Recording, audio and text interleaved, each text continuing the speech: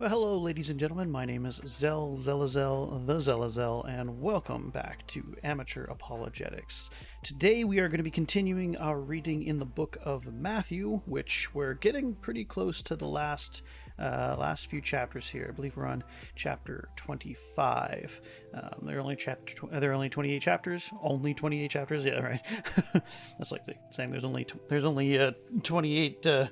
People waiting for your attention kind of thing. So but yeah, it's a very fascinating work in any case, and I certainly think it's worth learning about and seeing what it's all about. So I'll just kind of go over what we were doing last time, what we read last time here.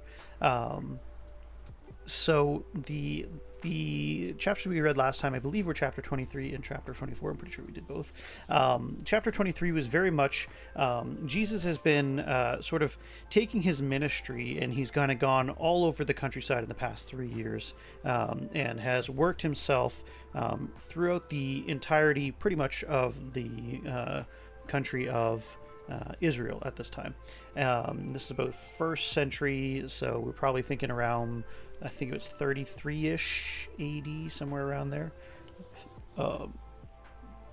when he either was around or finishing up his ministry, and he's kind of gone all across, sort of teaching and preaching and also healing, doing these incredible miracles, doing these incredible teachings, for that matter, moral teachings, sort of expressing a reality of who God is, and revealing eventually to his inner circle, at the very least, to kind of starting to get who this guy is, revealing himself as the Messiah, which is this ancient Jewish figure, who is the expected king of Israel.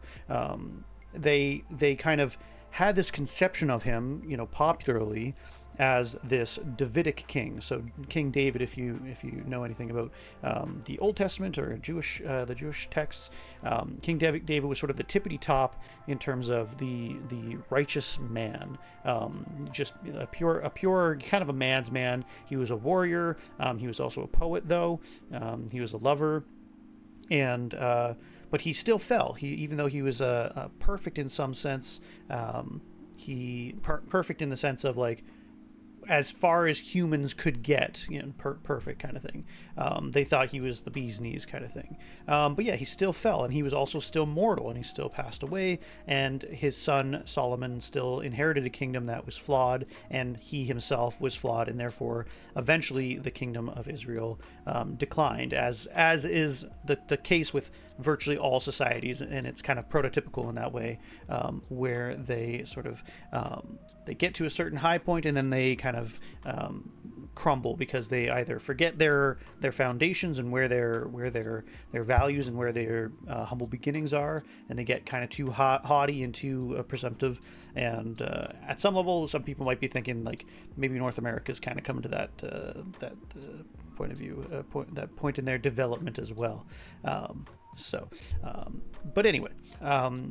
So Jesus has kind of gone broadly towards the entirety of the country, and he's slowly been making his way back. And it's not that he hasn't visited Jerusalem or been there. He's probably been there, many times. There are lots of Jewish festivals and rituals and such that are necessary. But he's eventually gotten himself to come back not only to Jerusalem, which is sort of the capital city, the primary site for his. For ministry, for the religious center, for the societal center of the culture of the Jewish people, but he's also now, in the past couple of chapters, just started to come into the height of the religious center, which is the temple of Jerusalem, and so he kind of came in, started tossing money changers and merchants and everything like that, because it's supposed to be a pure religious space, essentially, and he's tossed them out, and then he's sort of teaching and preaching within the temple, and then finally he sort of expresses in chapter 23, hey, listen, like, these guys, they're teaching great things, but don't do what they do, just do what they say, because their teachings or their actions are contradictory and what he usually says, and he says it, I believe, 7 or 8 times. It might be 7. I can't remember if it's more. But he says in no mince of words, you are a bunch of hypocrites. And he goes on to give all these condemnations, these woes, these they're not exactly curses necessarily, but they are these great condemnations to these religious teachers. They're all hypocrites. Exactly. Welcome in, Lunar. And of course we do have my sibling here, Lunar Smiles. Welcome in. How are you today, Lunar? I'm not sure if you're kicking here. Oh, I was muted. But yeah. There we go. Yeah, I'm doing pretty good. Good. Weekend sleep in is nice. I lost track of time. I was playing a game with a friend. Yeah, that's no problem at all. No problem at all. I kind of figured you're off, doing a few things. So I figured I'd get us started in any case, and kind of go over what was happening last time on Amateur Apologetics. So, excuse me. Amateur Apologetics Z. That's right. There you go. That's right. So yeah, chapter 23 was one of those chapters that it was very, very long. And one of the things I'm excited to do at some point here, maybe we'll do it like in a couple of weeks, I think, is we'll actually maybe even do it on stream. I don't know if it's a great idea, but I probably will, just because.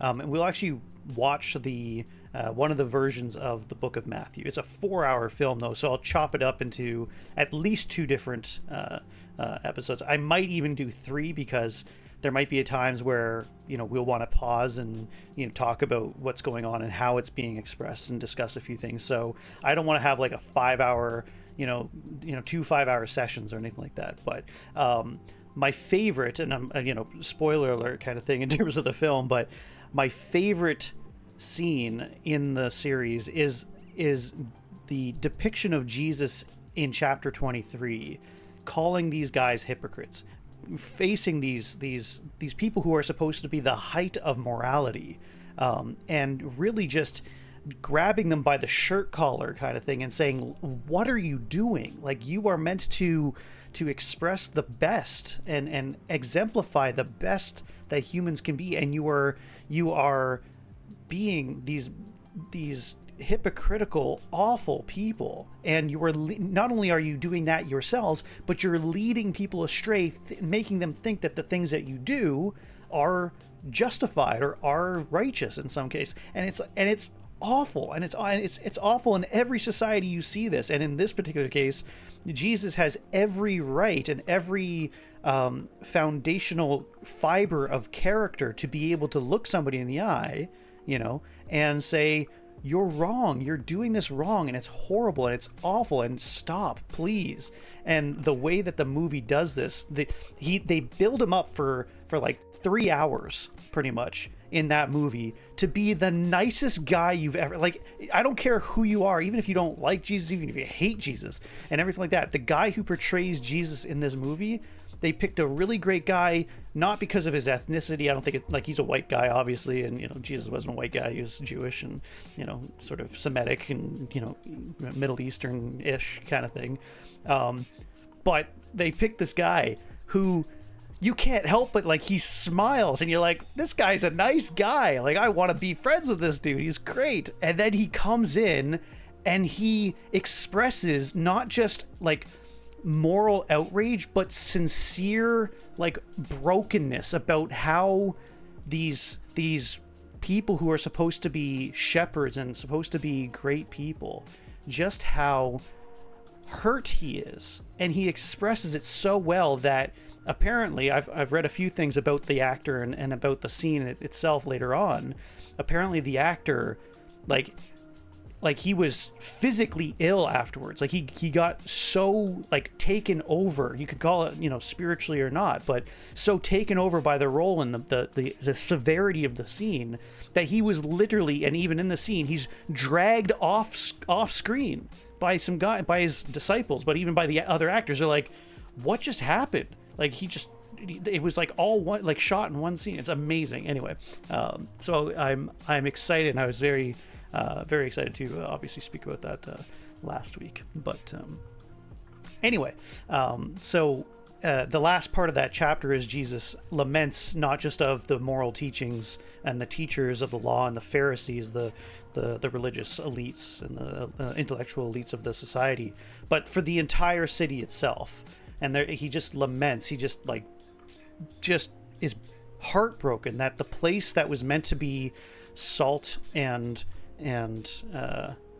holiness for not just the people that live there, but for the entire world, has become once again so corrupt. And it's just this pattern he sees, and is, I've called you like a hen to her chicks, and you just won't figure it out. You're just dead, you know. And then in chapter 24, he basically tops that lamentation. He tops that being bereft and that harm and that hurt in his soul with the statement of fact that it's all gonna go kablooey. You know, he knows what's happening. There's already a Roman occupation of the state or of the country of Israel at this time, and he basically says the temple is going to get destroyed. I'm going to get destroyed. The country, what its identity and the way it's structured currently is completely going to be destroyed. And whether you say that's an immediate or future expression, nevertheless, they call it a tribulation, a time of great trouble is coming. And he weeps for the people for that. Expressing that there be people who are persecuting and, you know, claiming that he's coming back, and all these different prophecies, whether you take those to be fulfilled in, you know, in a first or second century-ish time frame, or whether you believe it to be fulfilled 2,000, 3,000 years. We didn't really, I kind of gave my point of view on it a little bit, but regardless, Jesus's warnings and words are extremely disturbing for those, at least in you know, those who are reading and listening to him at that time. So it's good. So I noticed we have Coco here. Didn't realize it was Sunday. You know, I kind of felt like it wasn't Sunday myself, and it's partly because we got so wrapped up in games. Not just did I play D&D with Lunar yesterday, but I got a chance to play some Gotham Knights, be some superheroes, and I love superhero games. I think they're really fun, and I really enjoy them. So it felt kind of like a, I don't know, Friday or a weekday or something evening for me. So all right, let's just head over to the Bible room. Very serious, completely serious. That's me. All right, we're back into chapter 25. Was there anything that came up last time that we need to kind of touch on, or not that I know of? Okay, just making sure. I don't want to leave anybody behind. You know, it's very, you know, I'm trying to do my due diligence in sort of really encapsulating what happened, not just last time, but through the totality of the story. So hopefully people got a general grasp of what's going on in the story of Jesus and the Gospel of Matthew. So, which of course is, for the record, gospel just means good news. So the good news, and that's a truncated version of the good news of the kingdom, which we came up to earlier. So the good news of the kingdom, according to this guy named Matthew, who is a disciple of Jesus, apparently a tax collector, and one of Jesus' inner circle. So, but we'll might as well continue with chapter 25. He just basically said, "Hey, everything's about to go to poo-poo, you know, everything's going bad," and yet for some reason he comes back to teaching. And the reason why he's telling you dangerous, horrible stuff is because he's got hopefully something for you to learn, and that's what chapter 25 essentially is about. So, if you would like to continue. Sure thing. So, the parable of the 10 virgins. Then the kingdom... Oh, wait, 1 second. Hi there, Jake Black, 200. Welcome in. Doing well. Had to mute the stream. Oh, I was hearing myself. yeah. That's very difficult to talk whilst you're talking for some reason. Well, yeah, for sure. Alrighty, will be like 10 virgins who took their lamps and went out to meet the groom. 5 of them were foolish and 5 were sensible. When the foolish took their lamps, they didn't take olive oil with them. but the sensible ones took the oil in their flasks with their lamp. Since the groom was delayed, they all became drowsy and fell asleep. In the middle of the night, there was a shout. "Here's the groom! Come out to see him!" Then all those virgins got up and trimmed their lamp. But the foolish ones said to the sensible ones, "Give us some of your oil because our lamps are going out." And the sensible ones answered, "No, there won't be enough for us and for you. Go instead to those who sell and buy oil for yourselves." When they had gone to buy some, the groom arrived. Then those who were ready went in with him to the wedding banquet, and the door was shut. Later, the rest of the virgins also came and said, "Master, Master, open the door for us." But he replied, "I assure you, I do not know you. Therefore, be alert, because you don't know either the day or the hour." This is very clearly a cultural reference to something that I think has been lost to time. He's obviously applying it to this idea of the last days or the time when something is coming, but it is specifically about the kingdom of heaven and how one ought to be prepared to meet with the king, essentially, or in this case, he's kind of applying it with the groom and the wedding. Give me 2 seconds. I just got something I want to grab here. Okie dokie. Be ready. Be prepared. That's right. So, for those who don't know, I don't claim to know everything. I've been to Bible college. I've studied the Bible a lot, but I don't necessarily know all the stuff, which is why I rely on an actual Bible. So I'm reading this on YouVersion, which is a Bible.com site. But I have a study Bible.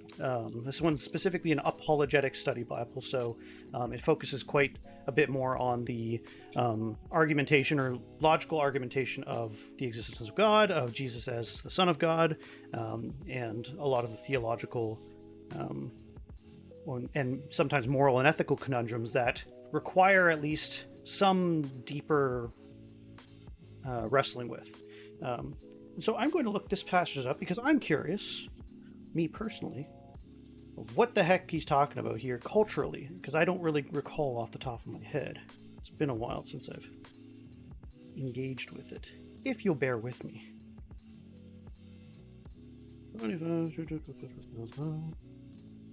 I think it means we should prepare to meet the king, but we don't know when he will come. Yeah, I mean, very, very obvious. I think to me that's very clear, a very clear metaphor of what he's basically saying, right? Is in light of chapter 24, where he's talking about, when are the end days and being unsure. His one of his previous parables obviously was, if the servants knew that the master was going to come today, they would have everything ready and prepared and awesome. But because we don't know when the master is coming home, right, then we shouldn't just skirt our duties. We shouldn't just allow the place to become a pigsty, because he could come home at any moment. And, so that's a parable that he was using. And in the same, so this is the same continuation of that theme, right? More or less, yeah. It's got the same kind of outcome. Anyway, very clearly it's a cultural reference about, how virgins and a groom and, virgins might not mean like he's marrying 10 people. It's more likely to be like, a wedding party or those who were, just meeting him and everything like that. But it's very clearly a cultural reference in this particular case. So good. Any questions? Anything stand out otherwise?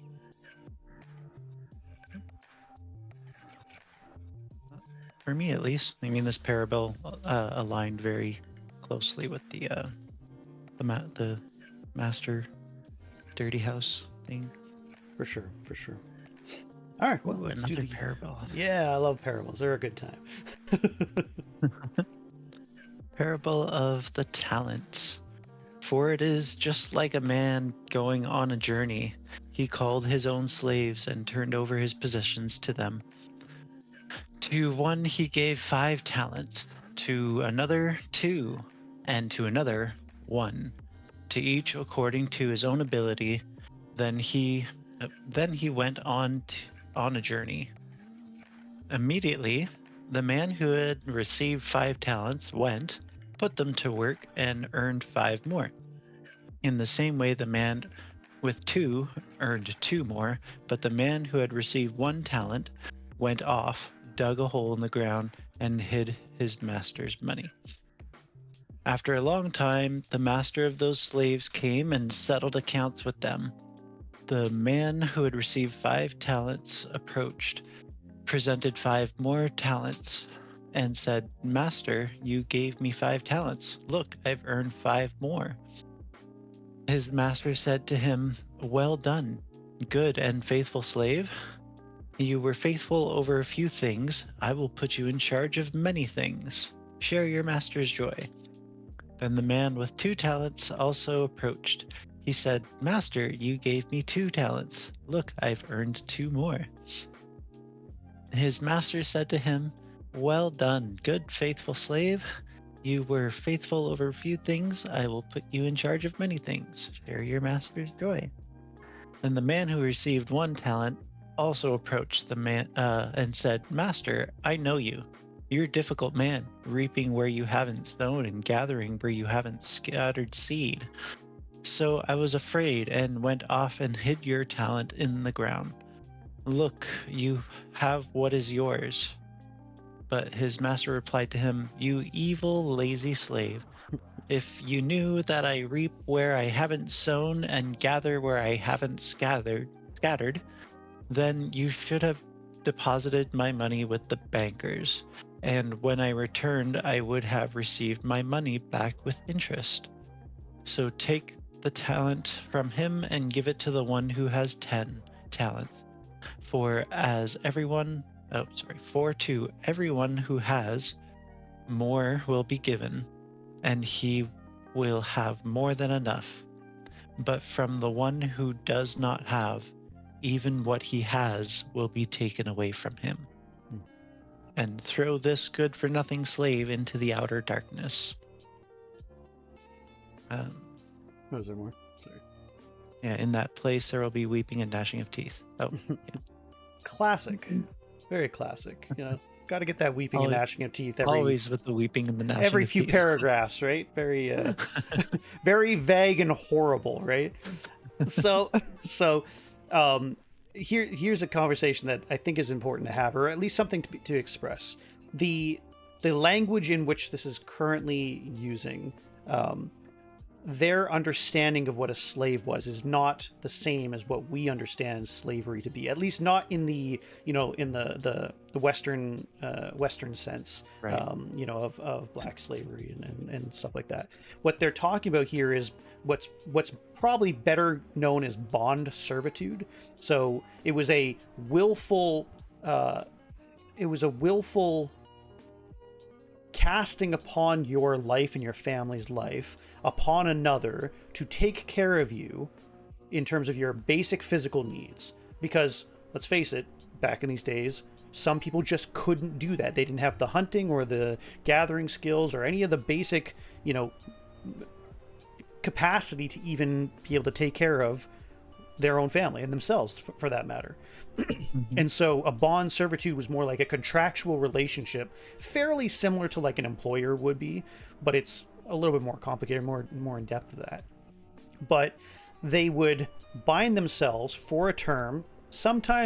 Oftentimes it was up to like 7 years on average, if I remember correctly. It's been a while since I've read a lot about it, but and they would be legally bound in an ideal society, of course, and sometimes, obviously, there's always going to be, injustices in every aspect, whether it's, a work relationship nowadays or a bond servitude relationship back in those days. But the ideal way it would work is I'm bound to this person to work their crops or, tender their household, to help with their kids, whatever whatever it was. It was fairly broad from, sometimes it would be very specific and stuff as well. But in generally, you would be bound to that. And they were bound by law to provide you food and a roof over your head and the basic necessities of life kind of thing. And so that relationship was fairly mutually agreed upon and beneficial, right? So, I provide you life and you help me to manage or uplift my ability to provide as well, right? So that was it wasn't slavery in the sense of I'm going to go and literally steal you and your family and put you in chains and whip and beat you, Right. like, so those words tend to be quite different. Must be nice if employers provided food, water, and shelter for work, right? Right. No kidding. But Egypt used those kind of ball chain slaves, kind of Right, thing, right? right, absolutely. And so I That's what believe the Moses said, actual, right? yeah, Freed so the slaves. right. So I believe the actual words for those are different in the Hebrew and in the Greek. I can't quite recall what those might be. I'd have to look them up and I'd have to figure it out. But there is a distinction that is made very similar, like the word love. So love has like 7 different meanings or there's 7 different words for love in the Greek. So you would use one contextually where you wouldn't use another in that same context. So I don't philos my wife. It's like, well, that's a really insulting thing to say. I have brotherly love for my wife. It's kind of a weird thing. No, you have eros, or you have agape, or you have several different words, right? There's another word for it. I'm blanking on it right now. But you have sexual romantic love for your wife, right? And that's appropriate, and it's definitely not appropriate to say that about your brother. Trust me. so take my word for it. If you do have that, you got some stuff to confess, I think. So anyway, all that to be said, but in the same sense, it would be inappropriate to use the word slave in the context if it was a word that meant to be bound in chains and to be whipped and to be property, right? What happens on the stream stays on this stream. That's right. Nice. I love it, Coco. But yeah, and so in this case, I'm fairly certain that the word slave here is bondservant, or effectively a bondservant, a contractual relationship between a master or lord of a manor or property or something like that. Probably closer to like it's not the same kind of relationship, but it is in the sense of like the bounding of it. It would be like a knight to his lord, right? So that kind of connection. Obviously, the role of a knight is different. That meant somebody who had lands of their own and had, if not a fiefdom, then was bound to a lord who has a fiefdom and would be called upon for service of justice and all that stuff. So it does sound close to a job. Even in this parable, they more or less got promotions. They got like, oh, well, now you'll be in charge of many things instead of few things. Right. And so... Yeah, and so to use this in the context of what he's talking about. So obviously this is a parable, so there are things about the kingdom of heaven that are like this relationship between a master and his knight or his servant or his employee or what have you. And it's not exactly like that, so it's important that parables shouldn't try and walk on all fours, is what they usually say. Don't try and make it sound more like it's just a contractual relationship between, God and his subjects, the king and his subjects or anything like that. It's more nuanced than that, but it is like this man going on a journey, and he leaves into the hands of the people that he can trust. He knows he can trust them because they've obviously shown a measure of skill and a measure of loyalty already. It's not like he's just giving them to random people. He gives the one that he can trust the most $5, right? So this is talents is a monetary. It's a fairly decent. Yeah, I figure he's talking about. Right, and so he goes, this guy, I trust him enough that I'm going to give him a lot more money than the second guy. He's pretty trustworthy, and I think he'll be okay. So middle manager guy, I'll give him $2. This regular Joe, who, I'm gonna give him a chance. I do know him. He's not my brother's or my sister's brother or anything like that. He's actually a guy that I do trust, who has shown a measure of talent, and I'm gonna give him a chance to show me what he's got. And in the end of it, they duplicate what is invested into them, right? And they are able to show that trust is not just not well founded, but it's so well founded that even the people who fail, I trust you with that person's stuff. So the person who, he says it later on, right? He says, to those who have nothing or few things, that will be taken from them, because they literally have betrayed the trust that's been placed in them. You had, what is like a year? Is that what I remember for this tale? It's like you have a year to do, $50 to make it something, anything.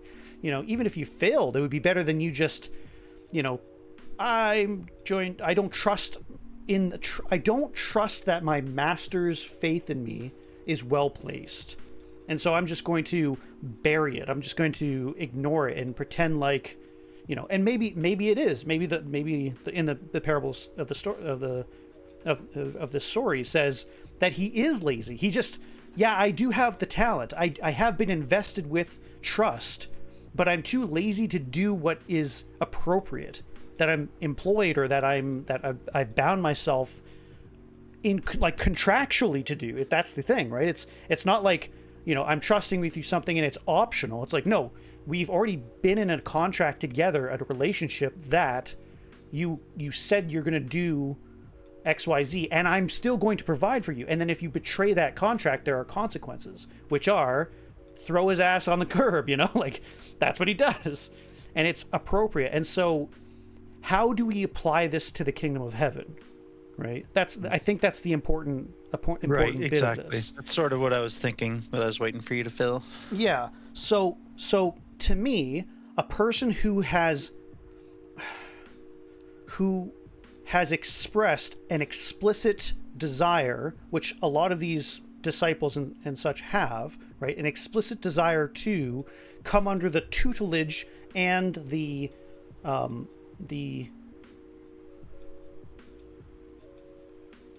I don't want it simply to be this is where I disagree with the contractual side of it, but you have agreed to be a follower of Jesus at this point. That's what that's who he's talking about, right? Or talking to. It's like, you have agreed to follow me, and there are that relationship that you have with me has benefits, and it also has obligations, right? That we've both expressed overtly and agreed upon. And if you fail to live up to this, if you fail to follow through with your side of that bargain, or that relationship, then there are consequences. You'll show yourself to have been a liar. You'll show yourself to have been lukewarm or unfaithful, sort of thing, right? And I think that's, to me, I think the relationship aspect of things, even though obviously he's doing this parable, I think it's a better fit that there is an actual relationship. If you were to treat your wife in this way, where you told your wife, I'm going to take care of you in sickness and health and everything like that, and then you fall down on those promises that were very explicit, not just to one another, but to a whole crowd of people, to a whole community of people, two family members, or two groups of family that become one because of these two people, then you are in the wrong. And I guarantee you, if you go awry to your wife in the way that this guy does, then I can see there being a little bit of weeping and gnashing of teeth on both sides, especially on the guy's side, I'm back. Sorry, I had to help my family to get groceries out of the car. Absolutely no problem. No worries at all. I appreciate you. So I don't know. Does that make sense? Does that seem relatively clear? I think relating it to the relationship makes sense. Yeah. But there's the thing that I think is really important with the way that this parable is being used is this master and this slave mentality. That's not weak. That's not a weak relationship. That's not a weak word. When you say slave, regardless of the context, right? There is a very explicit, deep relationship that's implied like there. Mentor, right? Sort of thing. Right. It's kind of like saying, it's the difference between your high school teacher and your foreman who is apprenticing you in a trade, right? So like if you go to be an apprentice, you have to go through certain certain training and everything like that, and you get to be under a particular person who is a master of their craft, and they teach you everything that they know. And that relationship should not be casual. It should be, it used to be, at least, like if you're an apprentice of like an armor smith or a weaponsmith back in the day, a blacksmith. It's like you would work side by side with that person and all the time, every day. And that's the type of relationship that's sort of expressed here. Is like these people lived together, often under the same house. These slaves, these bond servants, lived at least in the same area of their master. That took them on as that contractual obligation, or that mutually contractual relationship. And I think that this is why I don't like a lot of the folks sometimes who say, yeah, I'm a Christian or what have you, without recognizing the actual severity of that relationship. And I think, to me at least, having come from being like a real like harsh atheist to becoming a Christian, like I didn't take that very lightly. And it's not to say that I don't fall down. It's not that I don't piss off my wife, kind of thing. I recognize my own failings in the relationship and the obligations that I have, but I still take it very seriously when I say that, I believe myself to be a Christian. I follow Christ. I follow his teachings, and I seek to walk in his footsteps and follow his way and his example, right? And some people say they're a Christian, and at least so far as I can observe to a lot of people, they don't do that. They very clearly are in violation of the contract side of things, in violation of the relationship, and they're cheating on their wife, kind of thing. It's that serious, And so I caution people two things. If you are to become a Christian, recognize that it's not just a casual, yeah, I believe in Jesus, yeah, he's a cool guy, and I try to be like him, casually, or whatever. It's like, but that there's some, you got some skin in the game, right? It is a serious relationship. But also, if you are a Christian and you say that you're a Christian, hopefully you recognize the implications of that, and you follow through with what's involved in that relationship. And it's not without its own, its truth, its benefits, its understanding of what is life-giving and good and holy, and it's the right thing to do. It's all of that, but it's not without its sacrifice. The whole crux of the entire story is literally about sacrifice of the self to the greatest conceivable good. And so it's going to be hard. I think the relationship between the master and the slave is like having a relationship with God, because you can't be loyal to the word and of God. You have to be loyal to God. Right. There's one that supersedes the other, for sure. It's going to be explicit in the way that one lives your life. And yeah, no, absolutely. I totally agree. Anyway, hopefully that's relatively clear. I know I can ramble sometimes. Well, that's the whole point of talking about it. Yeah. I'm very much a verbal processor, if you haven't noticed. For sure. All right.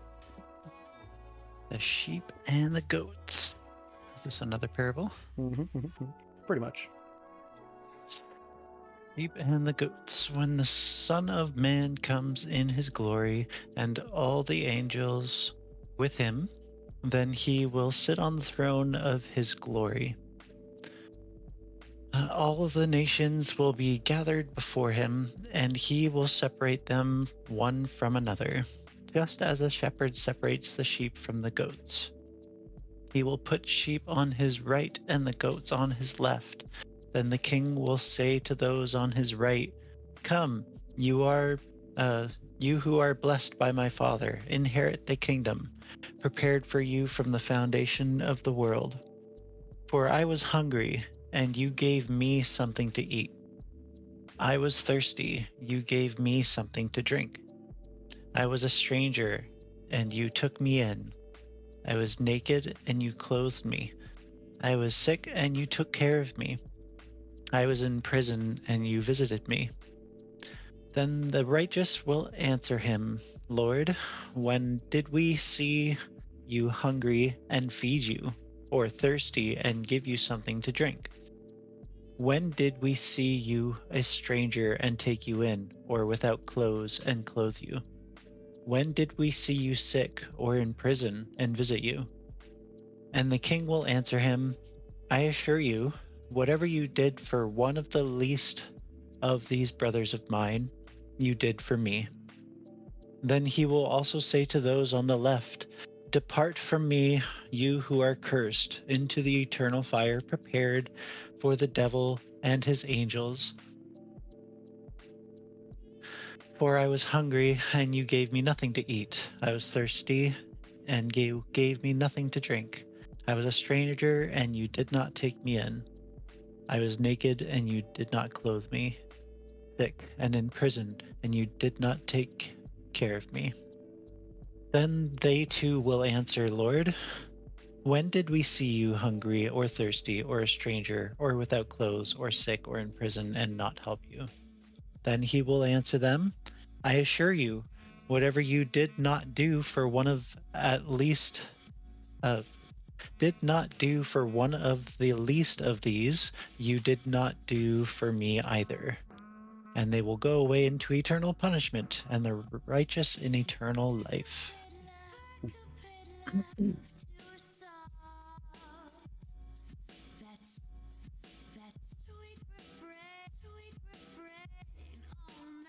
I'm just going to go back quickly here. El Bacvario, thanks so much for chatting there. I think what you're saying goes back to Matthew 26. Matthew 6:24, which is about the serving of two masters, right? So you can't serve money or mammon and God, kind of thing. I think that's, in terms of our previous point there, I agree with you. So El Bacvario is my friend. Nice. He's my Apex friend. Welcome, Apex friend. It's a good time. It's a good time. So yeah, this is one of those parables, one of these things that are specific to me, fairly condemning. I feel it's not condemning. It makes me open my eyes to what is truly valuable, and what God actually connects with in the world. And so he's recognizing that the way one treats the least of his people, right? Whether you are a Christian or aren't a Christian or anything like that, just at the very basic level, like he is actually concerned with the practical daily obstacles of life that a person is going to go through. This person is hungry. He is going hungry. He is starving. What did you do about it when you saw it? When it was very apparently within your sphere, not just of influence, but of actual practical help? Did you do something about it? Were you aware that's your responsibility, that we're called to help that, and we're called to recognize the basic human need and suffering of an individual in front of us, to not dismiss it, to not, and to not do it with the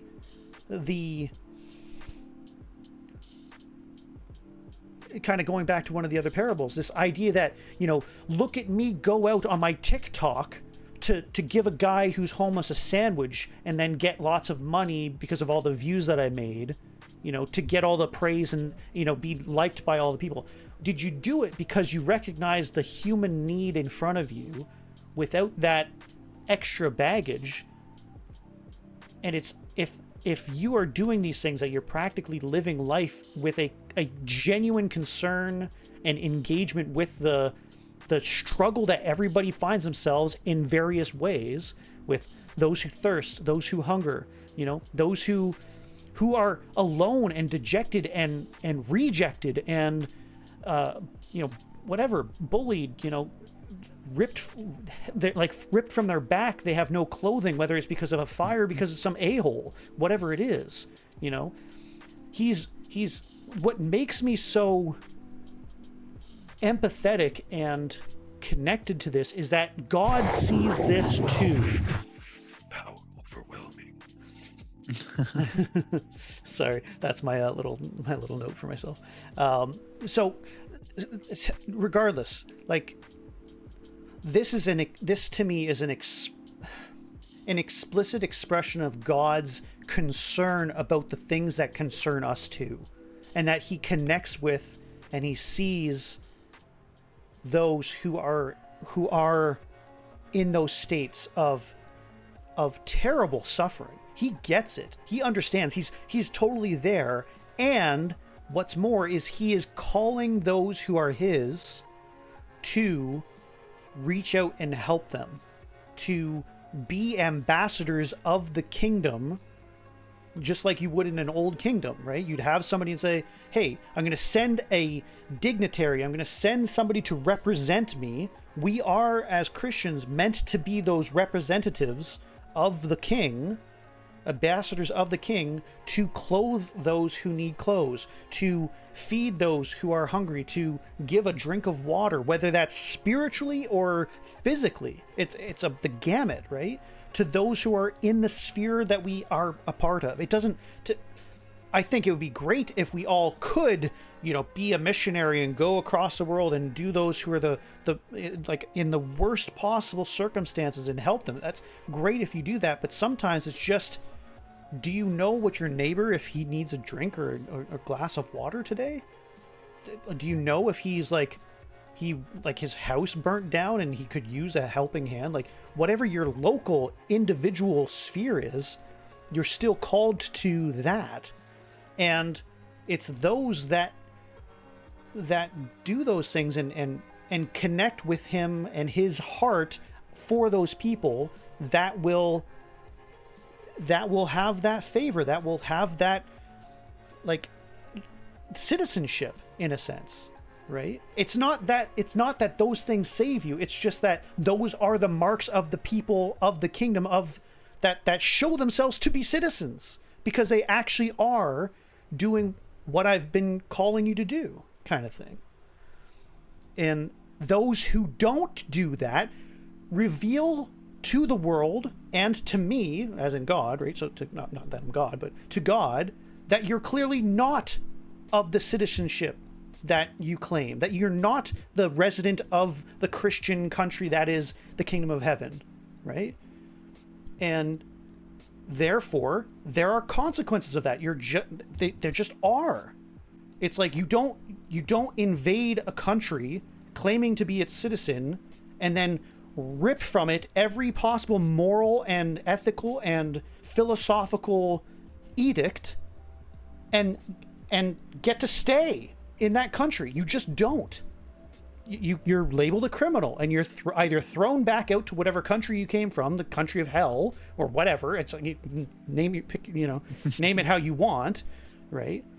In contrast, it would be like hell, right? To not be able to come to the greatest moral and ethical and righteous place, the greatest conceivable good, with the greatest conceivable good king, and be rejected from that is heartbreaking. It's horrible, right? At least this is what's being expressed here, right? Is the severity of that. And right. So for those who claim to be a part of that citizenship and fail to actually live up to that calling, to live up to that explicit, this is the person that I relate to, these poor people, these naked people, these people in prison, these people who are sick and desperate. If you reject them, then, well, what should I do with you? It's like, what? Like, maybe that's a serious question. What should he do? Should he just, okay, well, we just let a bunch of people into my kingdom that's like not concerned with that? I don't know. I don't think that's just, personally. Interesting to think about. Yeah. I think that in a way it's dealing with Christianity as a relationship versus Christianity as a religion. In a relationship, you act out of love for love through love. In a religion, you act out of vanity for selfish reasons through nothing other than your own securities. Yeah, I think, and this is kind of what I was talking about in terms of chapter 23 about Jesus talking about the hypocrites, right? And this is why he's continuing on. He's already just had this big expression to all the Pharisees and the Sadducees, like, you guys are absolute garbage in terms of your actual actions. The stuff you teach is good because it's good stuff, but your lives are filled with dead man's bones. You might as well be just a tomb that's whitewashed. It's beautiful on the outside. Yeah, it's gorgeous, but you're still dust. You're still a bunch of dust. You haven't done anything that gives you life and gives others life. You know, you've taken the gift, the talent that I've given you, and you've just wreaked havoc. You haven't saved anybody. You haven't helped anybody. In fact, you've torn people down and brought them down into the grave with you. It's horrible. It's awful. And he's just busted up about it, right? And the reason why they've done that is exactly what you're saying there, Elback. Sorry, I don't know how you want to L works too. But that's exactly right. You know, like, the reason why they're doing that is because they worship at a religious, an empty religious. What would you say? It's an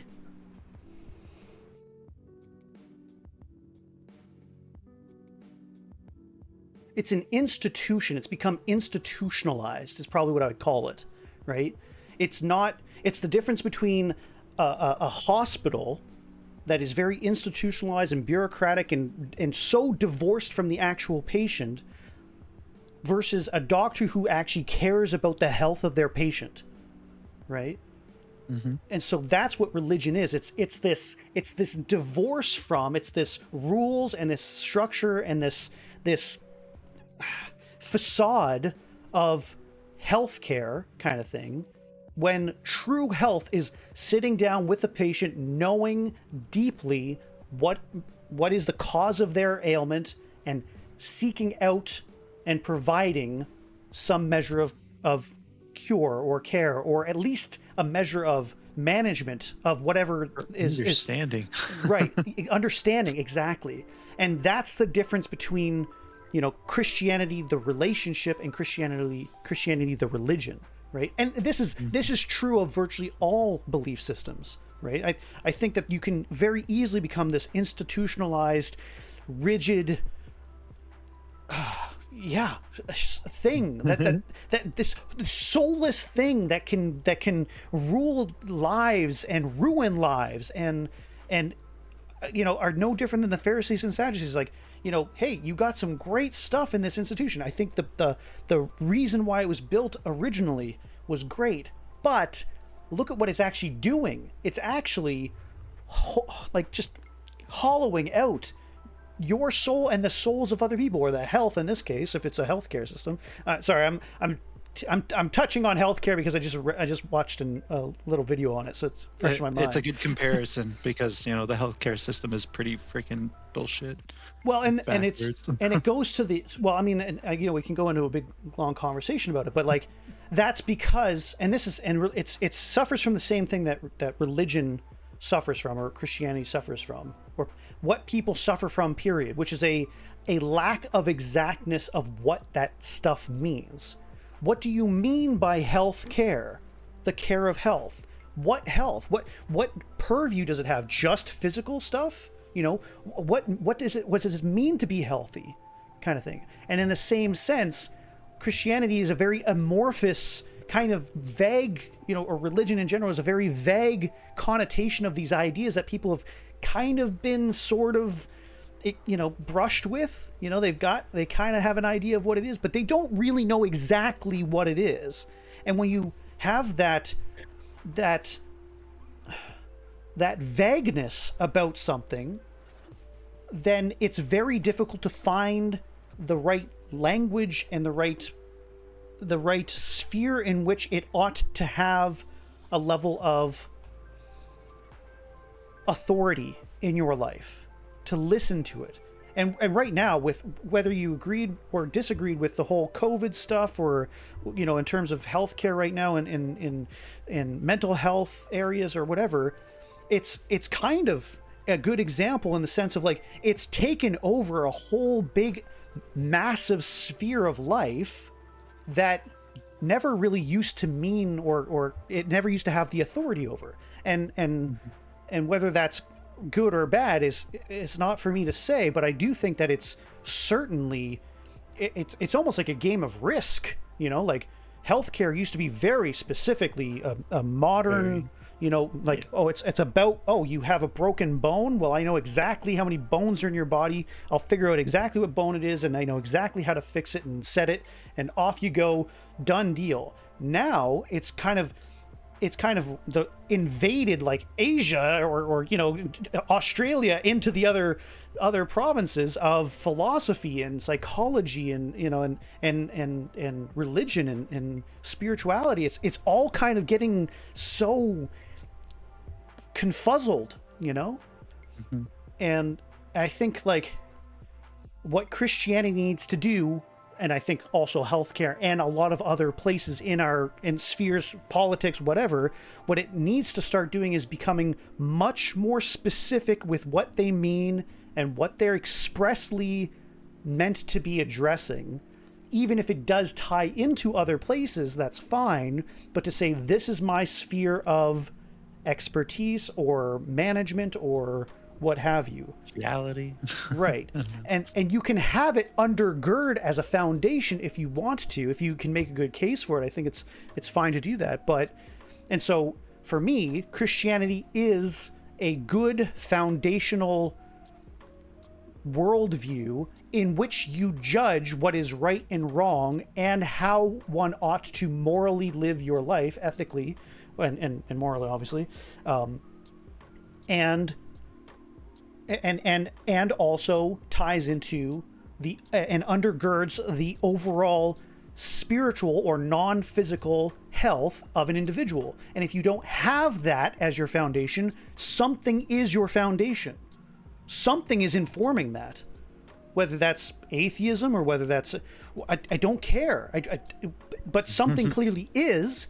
And if you don't know what that is, what your presuppositions are, what your foundational beliefs are, well, then I don't think you clearly know why you do the things you do, why you think things are right and wrong, and you're just kind of acting without the knowledge, without a clear understanding of why you believe that. Like, where did you get your thoughts on,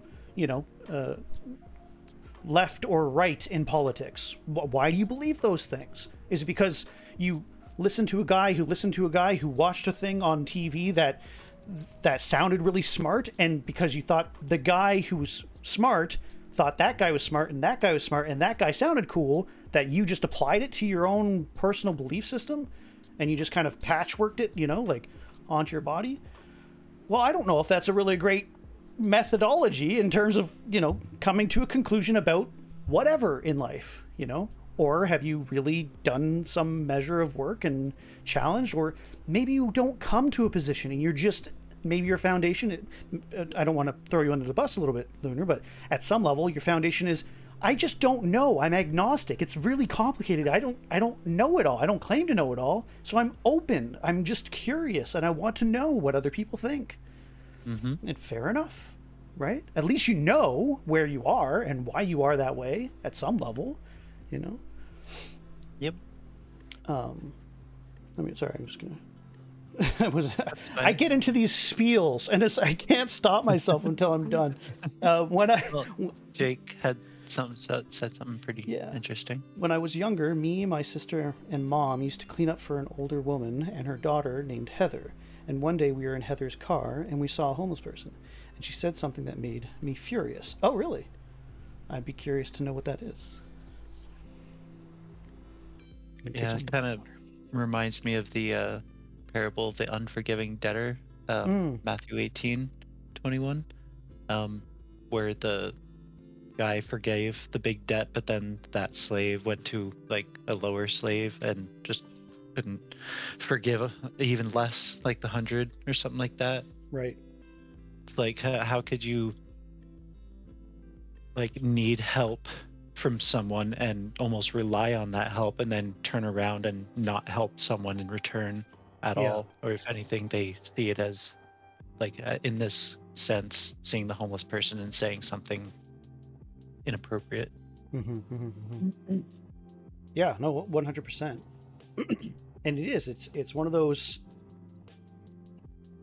well, and that's the thing, is it's there, whether they're good reasons or not, people have reasons for the things that they do and the things that they believe and say, right? And I find it very difficult just in my own life to remember that, because like I'll listen to some stuff that good friends, like even this morning, people posting on Instagram or whatever, every other, TikTok, I got it all, I guess, but I don't use a lot of it. So but they post something in Discord or on Instagram, and I'm like, do you really believe that? Do you really know what that means? Do you have any understanding of the implications logically of what you're saying, kind of thing?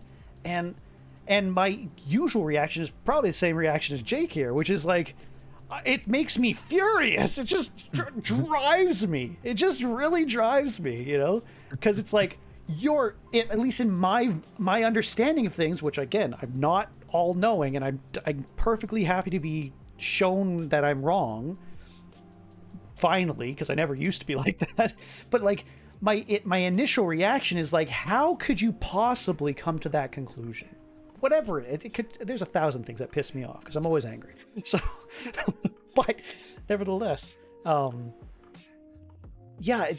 to get to that place and really be, kind of training myself anyway to be like, wait, that viewpoint, whether or not it's wrong, somebody has a reason why they believe that. It doesn't just drop out of the sky, There are reasons, whether that's an experiential reason or a trust reason, a reason based on faith.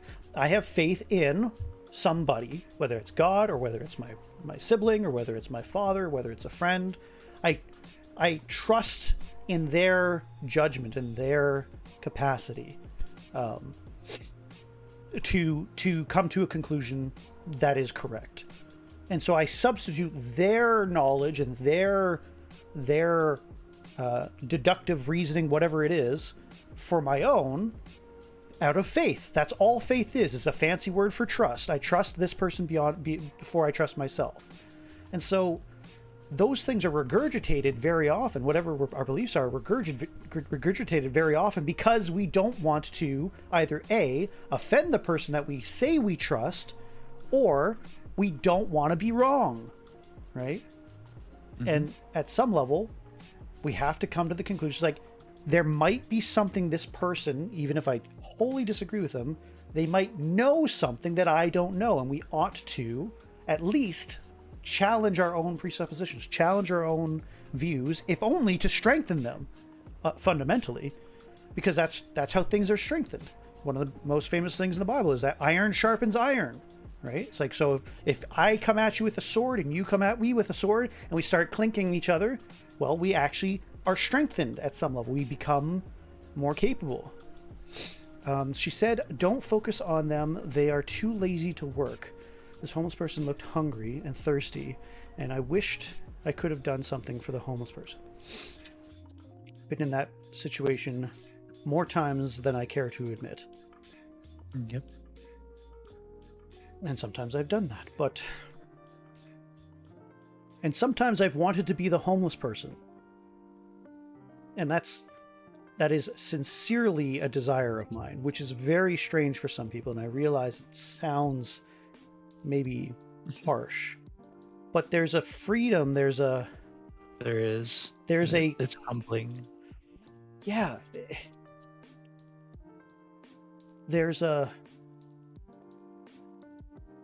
relinquishing of the attachment to stuff that is dust and has no real value, at the end of the day, that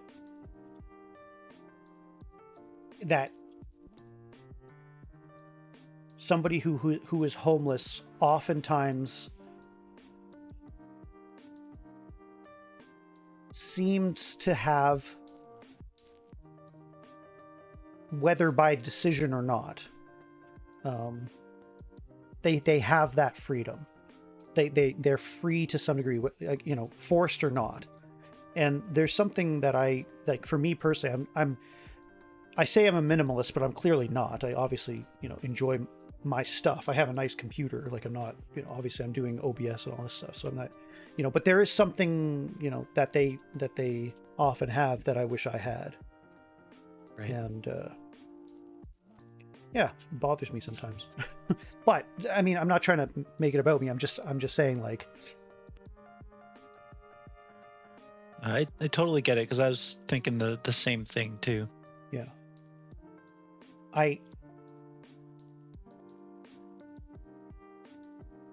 I hope for them to have, even if they don't have stuff, a home, a physical building that protects them, that they at least have people, that they have relationship with God, with people, and hopefully with themselves enough that they aren't dying. I wish that I could give that like bread, you know, like I wish I could give that identity of being valuable and being accepted and being worthy of being loved, as much as I could just give them a sandwich, you know, which I've done. Like, I've done it, you know, but sometimes that's the greater heinous crime, is that it's not just that they're homeless. That's sort of the least of their problems. It's that they're addicted, right, or that they are isolated, that they are rejected from the people who are supposed to love them the most, whether because of their own choices, or whether because of circumstance, or whether because of yeah, you know, the ravages of their own biochemical processes, like whatever it is, you know. Yeah. Anyway, sorry, I'm thinking of actual guys that have, you know, I've actually done street ministry and everything, right? So it's like, it's not right, like I don't. So I'm thinking about it right now. Yeah.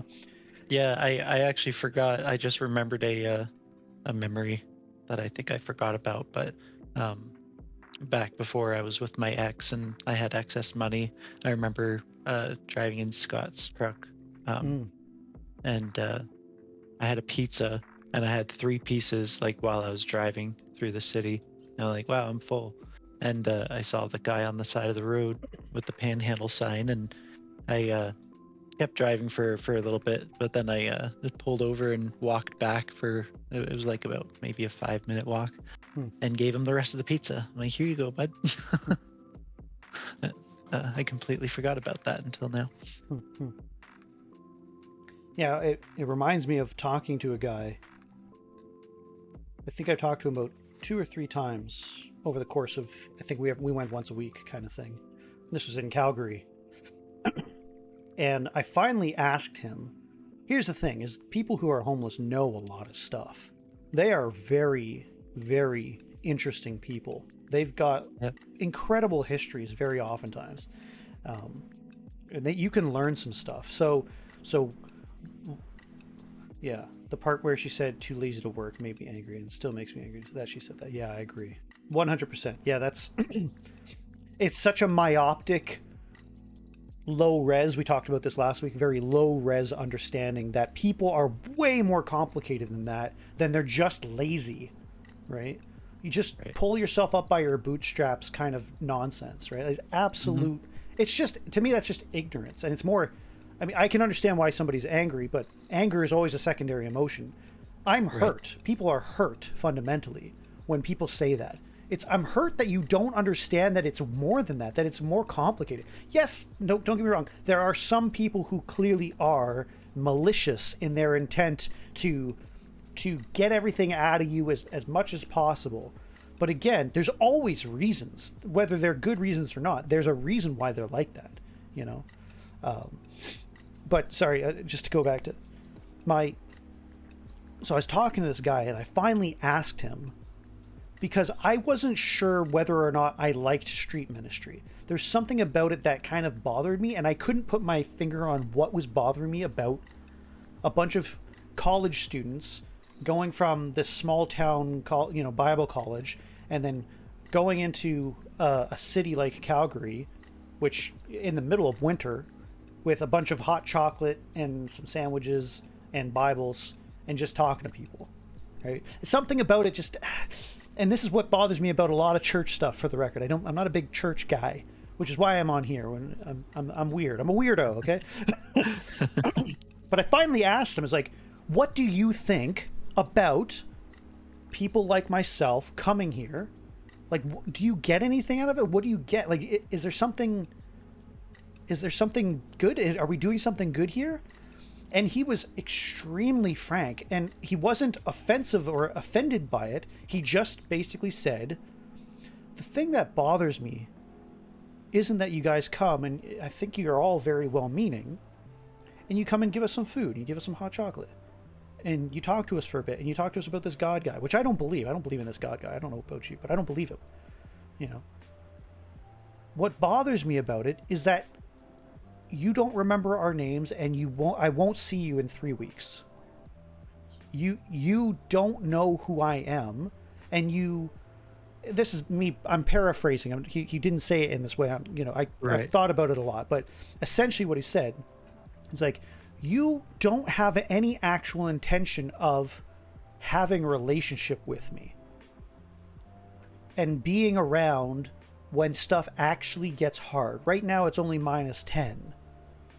You know, when it's -30 in a cold Alberta freaking winter, and I don't have a place to live, and I don't have any food anymore, and I don't have any money to even go and get a place or some food, you will never be in sight, and you won't even think about that. I'm gone. I don't exist anymore. So forgive me if I am a little bitter when a bunch of starry-eyed Christian kids come swooping in to give me a sandwich, only to never think and see about me.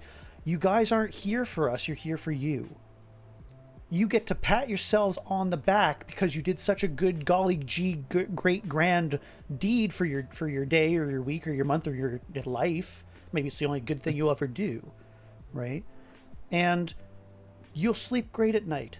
Meanwhile, I still sleep under an overpass, you know, in -30-degree weather, and I'll never really be known by you. That's a really, really, really harsh reality that slapped me in my face. And this is not meant to look, I'm not trying to beat myself up about what I was doing or what anybody else is trying to do positively. I'm not, but it's the severity of where these folks actually are, and the presumption that we can just swoop in like Spider-Man or Superman or who the hell man, you know, without really being humble about the limitations that we have and recognizing the level of responsibility that is actually on our shoulders, which is why this is why I tend to say, instead of going out to Japan or Africa or China or wherever you are, wherever you want to go, not saying that people should never go there. I'm just saying right now there is somebody in your very family or in your neighborhood or in your local church that could use you, that you're equipped for, that you are actually placed in. Imagine for a second that you are in the place and the space and the time precisely that is designed for you to do even the smallest minute thing, rather than thinking you can be this grand, amazing savior of the universe. And again, I've talked about this last week too, I'm talking to myself more than anything. Like, I'm the guy who went to prison for thinking he could save the world. Like, I'm that guy. So like, I'm trying to, you know, Grace, thanks so much for the lurk. I've been hurt by that, and I don't know why until I realized I used to be in the same position as the homeless person. Oh, well, that's... Yeah. So that's so tough. Yeah. Yeah, and I've been there. I've been in the prison, right? So I mean, it's like, Yep. but And some people never have and never will, and and they have a different perspective on life. yeah, and don't lurking while getting some stuff done around the house. Hope your stream is going well. It's going very well, Grace. Thank you so much for jumping in. I think there. I don't want to get too sidetracked because I can tell stories all day, of course. One of the things that, but just a quick thing. Somebody once told me, because I used to do talks and everything like that about, my testimony about how I became a Christian, and it was so amazing.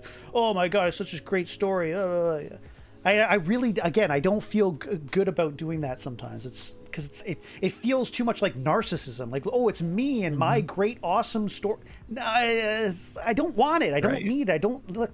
Even this whole streaming thing is a level of narcissism that is very dangerous if you're not thinking clearly.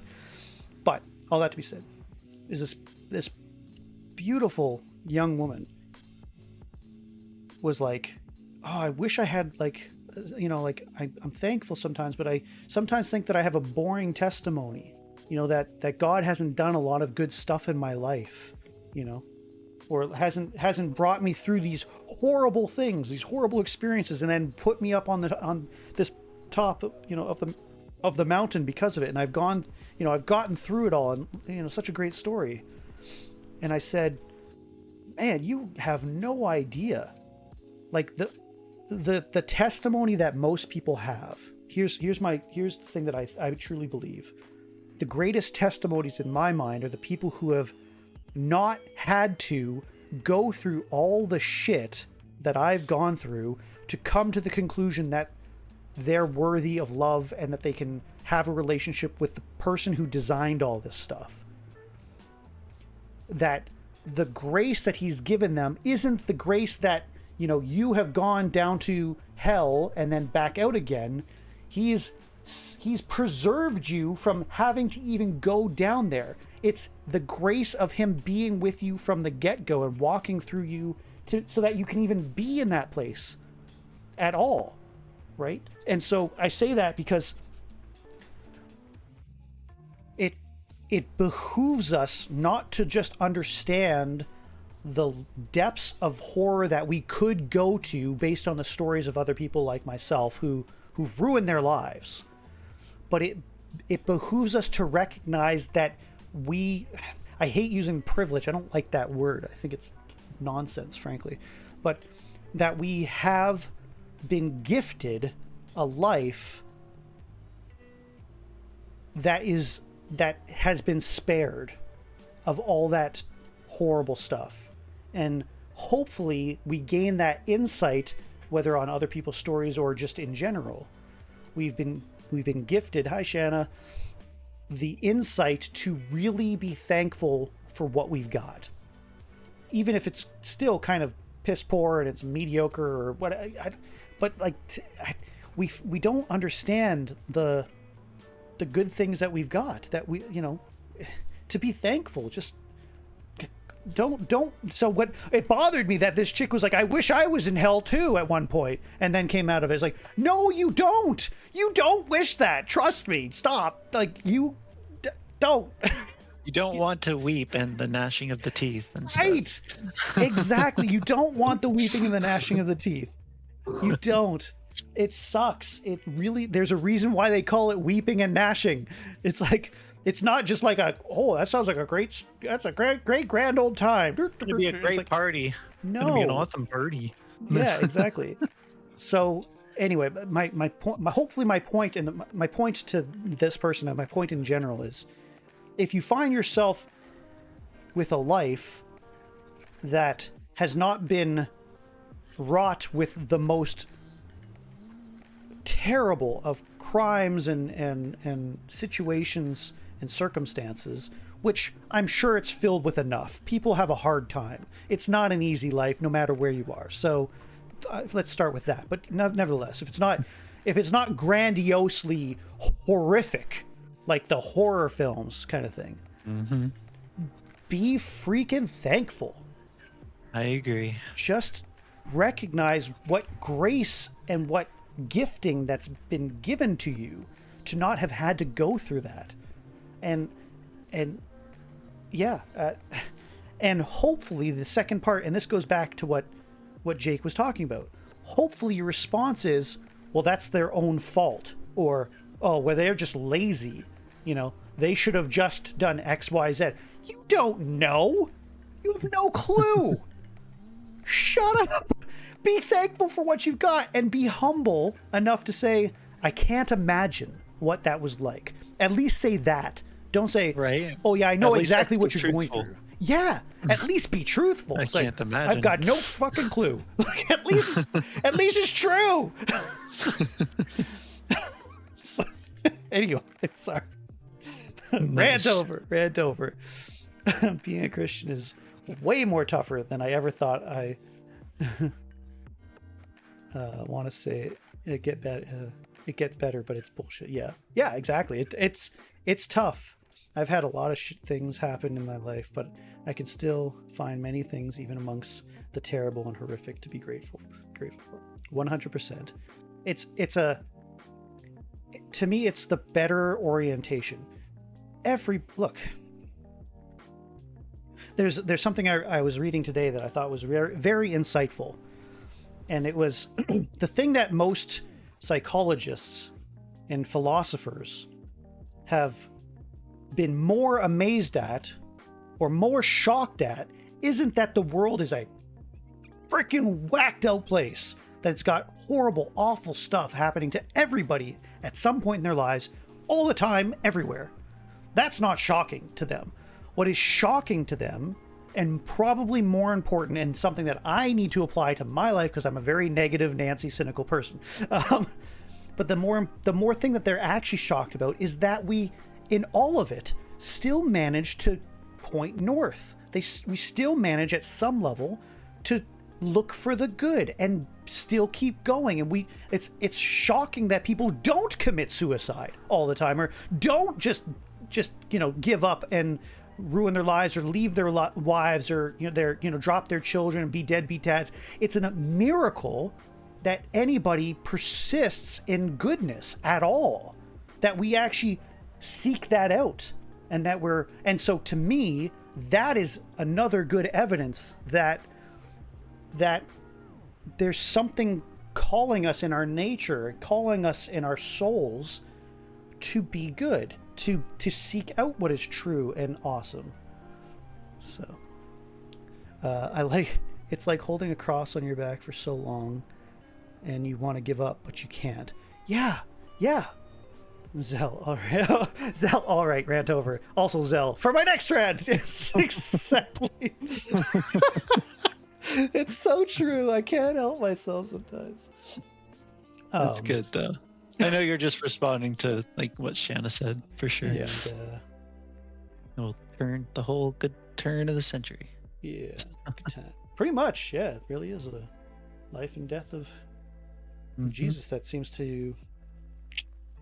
It was a pretty big shift in history, that's for sure. Okay, let's go ahead. The plot to kill Jesus.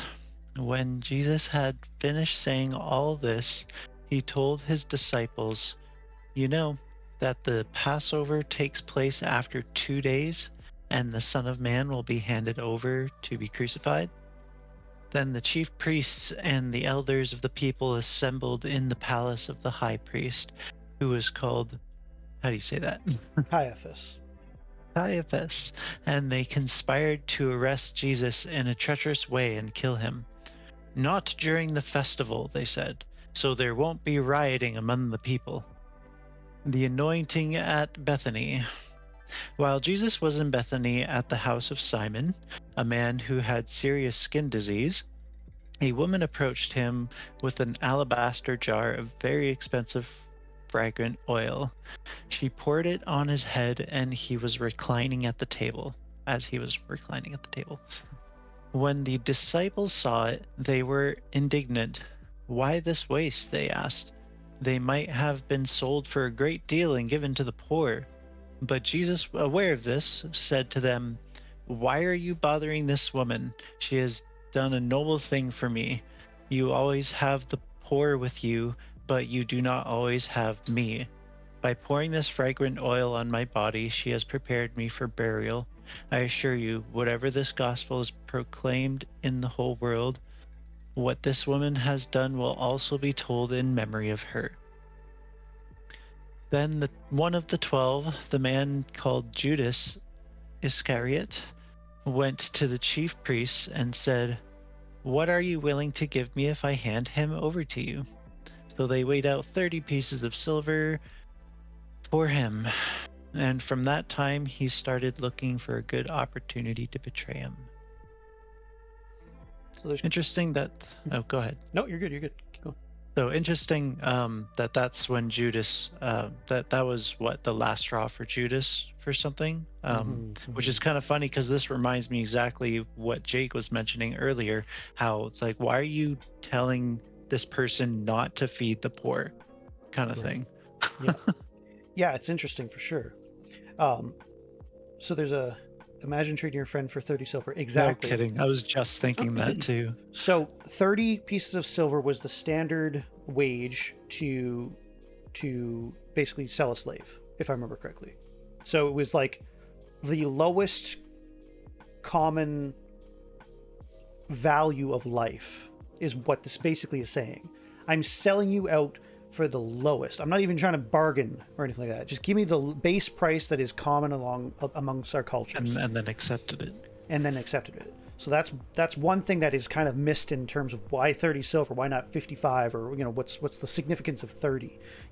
That's the significance, is for somebody who is in slavery or bond servitude or something to that effect, to switch up their contract or to give it to somebody else. It was this at least base price for, and it wasn't even like, it was for like almost like wholesale value, I guess you could call it, right. At that 30 time. silver doesn't seem like a lot, Yeah, in comparison. So in another of the books, I think it's in Luke, because Luke is very good about giving you more specifics. I can't quite remember off the top of my head. What is not sort of expressed here is that Judas Iscariot was the guy who usually was in charge of the most horrible thing is we are more deprived than Judas. Yeah, exactly. I wouldn't trade you or Lunar for anything. Aw, thanks. Yeah.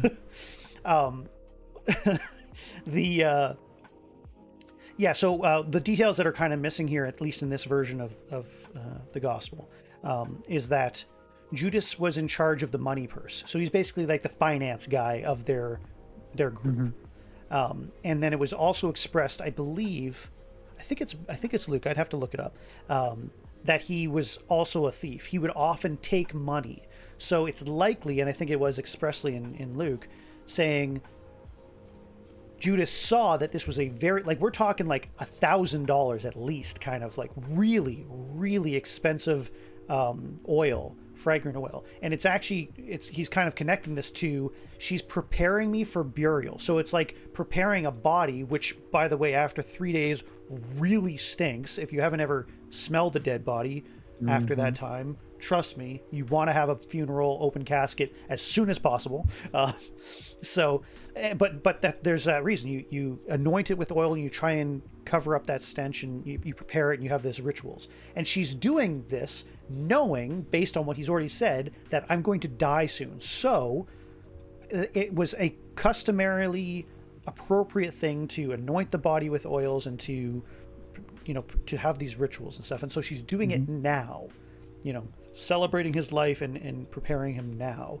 And all Judas can say is like, man, I could have knocked off about $500 for that bottle, and given it to the poor. And no, giving it to myself, because he's a thief. Yeah. Even worse.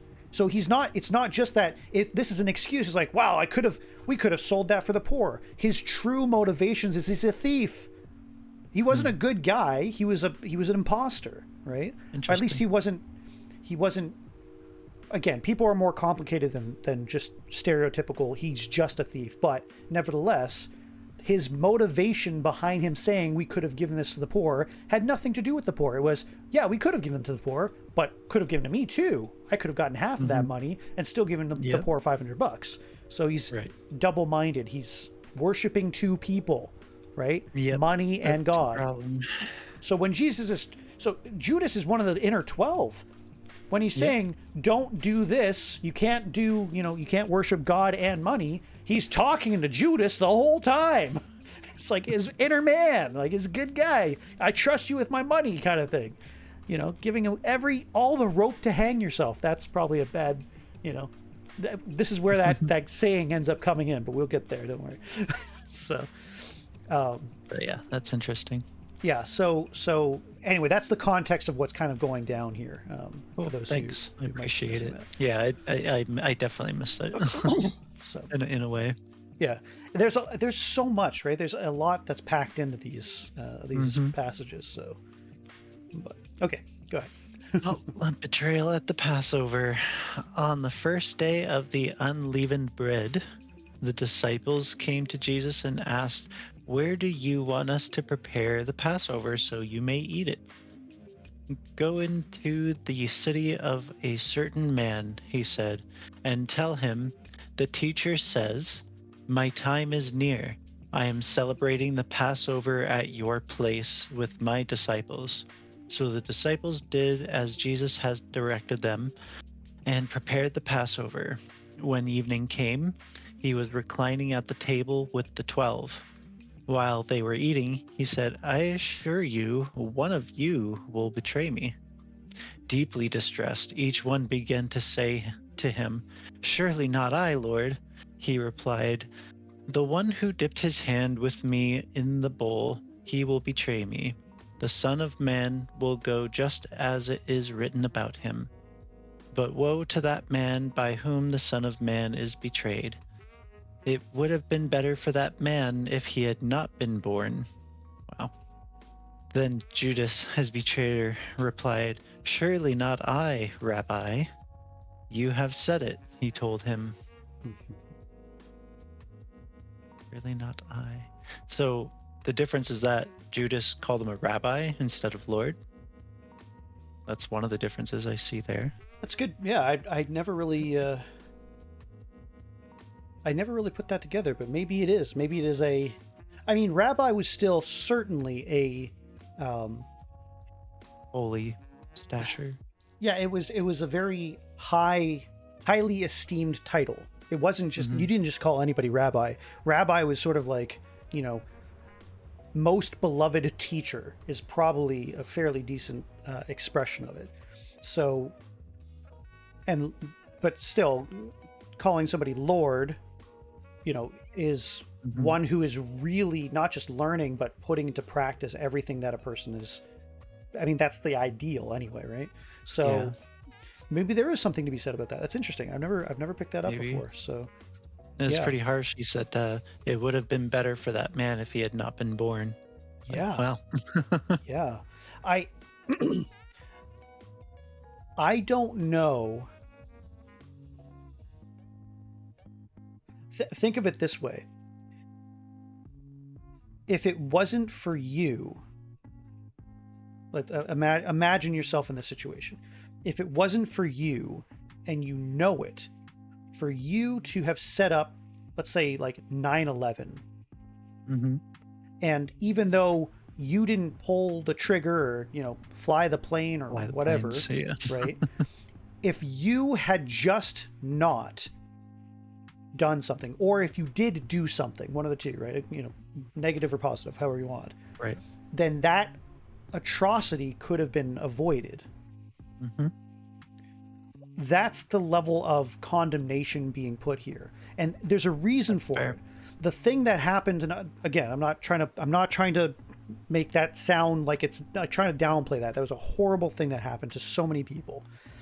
But what Jesus is trying to express, if he is the Son of God, which is the highest conceivable good, there is nothing better in personage and in totality, eternality, that exists, that is more good than Jesus, and is so not worthy of being betrayed and and killed in all of history ever. But you decide, and you know it, you are told right now in person, if you do this, it would be better if you weren't born, because you're doing literally one of the worst things that like has ever existed, ever happened in history. That's fair. And you still do it. That's pretty damning. That is really damning. My favorite gospel is as damning as it can get. Yeah. John, yeah, the Gospel of John is a lot of people's favorite, and I think rightly so. It is. There's a reason why I like Luke, and I kind of expressed it earlier. Luke is very much an apologetics. It's as scientific as you can get, pretty much, in Scripture. It is a very he's a historian. He's a doctor. He's very clinical, and still, you know, captures people's stories and their emotions and stuff. But that's the way he's built that gospel is right up my alley and the type of guy I like and am. John's gospel is the opposite. I saw earlier today that the comment we read earlier in Matthew is also in Luke. We're talking about the camel through the eye of the needle and a rich man getting into the kingdom of heaven. Thought that was interesting. Yeah. The Gospel of John is very theological. It's very there's an immensity and a power to the Gospel of John that is very spiritual, I think. And it speaks very fundamental spiritual truths about reality and about the person of Jesus that supersede or emphasize the divinity of Jesus. And that's not to say it's not a great gospel, but I think, to me, it's rightly at the end. For like, to me, a lot of people say you should start with the Gospel of John. That's where you should start reading. And that might be appropriate for certain what would you say, temperaments in personality. For me, I'm glad I started with Matthew and ended in John, because by the time I got to John, well, specifically Romans, but John hit me so much more because I had the basic clinical, more reasoned historical accounts or truncated accounts of Jesus's life, that once I got to John, I had that foundational structure, and then you multiplied it.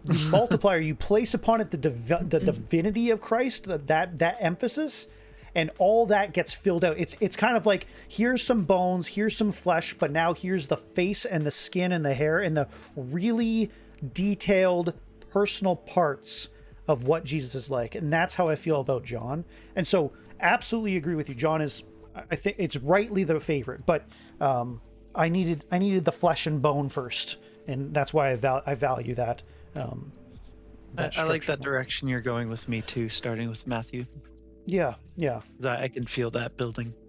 Yeah. So it's the first John. If I were to give you First John, and there's so much in First John, I could spend a month on First John. Not literally, but still, like it talks about these theological concepts of the persons of God, the persons of Christ, of God the Father, God the Son, God the Holy Spirit, and about temporal existence and material existence before all of that, and that he existed, and then he spoke, and then stuff existed, because of his word. The word was with God, and the word was, it's so distilled and so pure that it takes forever to unpack. And it goes all the way back to Genesis. It goes all the way back to the other 30 plus books of the Bible that are sort of just shoved into 5-6 sentences all of a sudden. You're like, whoa, that's big, that's deep stuff. And it like I said, rightly should be a favorite book of lots of people. So anyway. Good stuff. All right, the Lord's Supper. The first Lord's Supper. The first Lord's Supper? The Lord's Supper the first time. So the first time it was ever had. Right. This is what we do very often. Most Christians have some version of the Lord's Supper. I see. Yeah. The Gospel of John is very Greek in its logic and directionalism. That makes sense. Yeah, I think that's probably true. So, Cool. as they were eating, Jesus took the bread, blessed and broke it, gave it to the disciples, and said, "Take it and eat it. This is my body." I this is like probably one of the most known. Yes. Like every time they do communion, This you is hear a it every. this is a time. central practice of Christianity for good reason, because it is explaining in the most personal way why Jesus had to die. Why he allowed, like, he obviously just foretold that Judas was gonna like betray him and that a bunch of Romans are gonna gank him, you know. But why? What's the point? Why would you go along with that? And this whole ceremony that we participate in every Sunday, or a lot of Christians participate in every Sunday, he gives he gives the reason. So we'll keep going. Yep. Then he took a cup, and after giving thanks, he gave it to them and said, "Drink from it, all of you, for this is my blood that establishes the covenant. It is shed for many for the forgiveness of sins. But I tell you, from this moment, I will not drink of this fruit of the vine until that day when I drink it in a new way in my Father's kingdom with you." After singing psalms, they went out to the Mount of Olives. So yeah, that's interesting. From this moment, I will not drink of this fruit of the vine, but until that day when I drink it in a new way in my Father's kingdom with you. This is very theologically deep, but the simplest expression here is in all the Old Testament, what you had is a covenant, and the covenant was between usually two individuals and God as a witness, right? Now, what is, if we accept the premise that Jesus is God in flesh, it is a contract or a binding agreement or a promise, we'll just call it at the basis level, a promise that he's making to forgive sins, that this blood is shed so that the established covenant of the forgiveness of sins and the ushering in of the kingdom of God is being established. And all covenants in the Old Testament were followed by the shedding of blood. Usually what they would actually do is they'd not all of them, but very often they'd take like an animal, whether it's a sheep or a cow or something like that, and they would actually divide it in half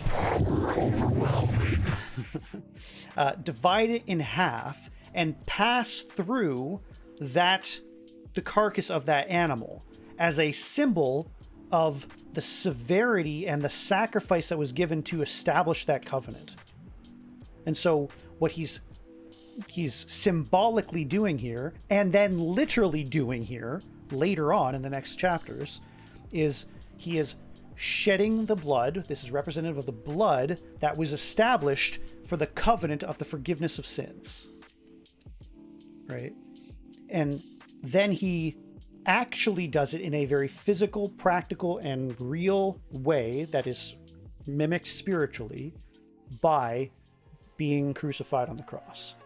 And it's that, so the symbol that we take every Sunday when we have the blood and the bread, we'll talk about the bread in a second, that is a recognition, a symbolic and accepted, an acceptance of the covenant that has already been made, and that you are reestablishing or remembering that you are partaking in the fact that everything that you ought to have done that would lead you to your cross, like you ought to be the one on that thing, that it's a punishment for crimes that you have committed, that somebody took your place on that cross and willingly, with you in mind, died in your place. And you gain the freedom of eternal life because you're not dead. You're not dead on the cross, right? And that's the reasoning. That's the whole, very kind of truncated. I'm sure a theologian could probably explain it better, but I'm actually reading a book called Jesus in the Old Testament by David Limbaugh. Oh yeah, okay. And the author discusses about how and why Jesus was there, and it's called Christophanies. Yeah, the best one is the best one that I really like. I think is a good argument for is what's his name? Melchizedek. King Melchizedek was the first priest of the God Most High, and he was also a king.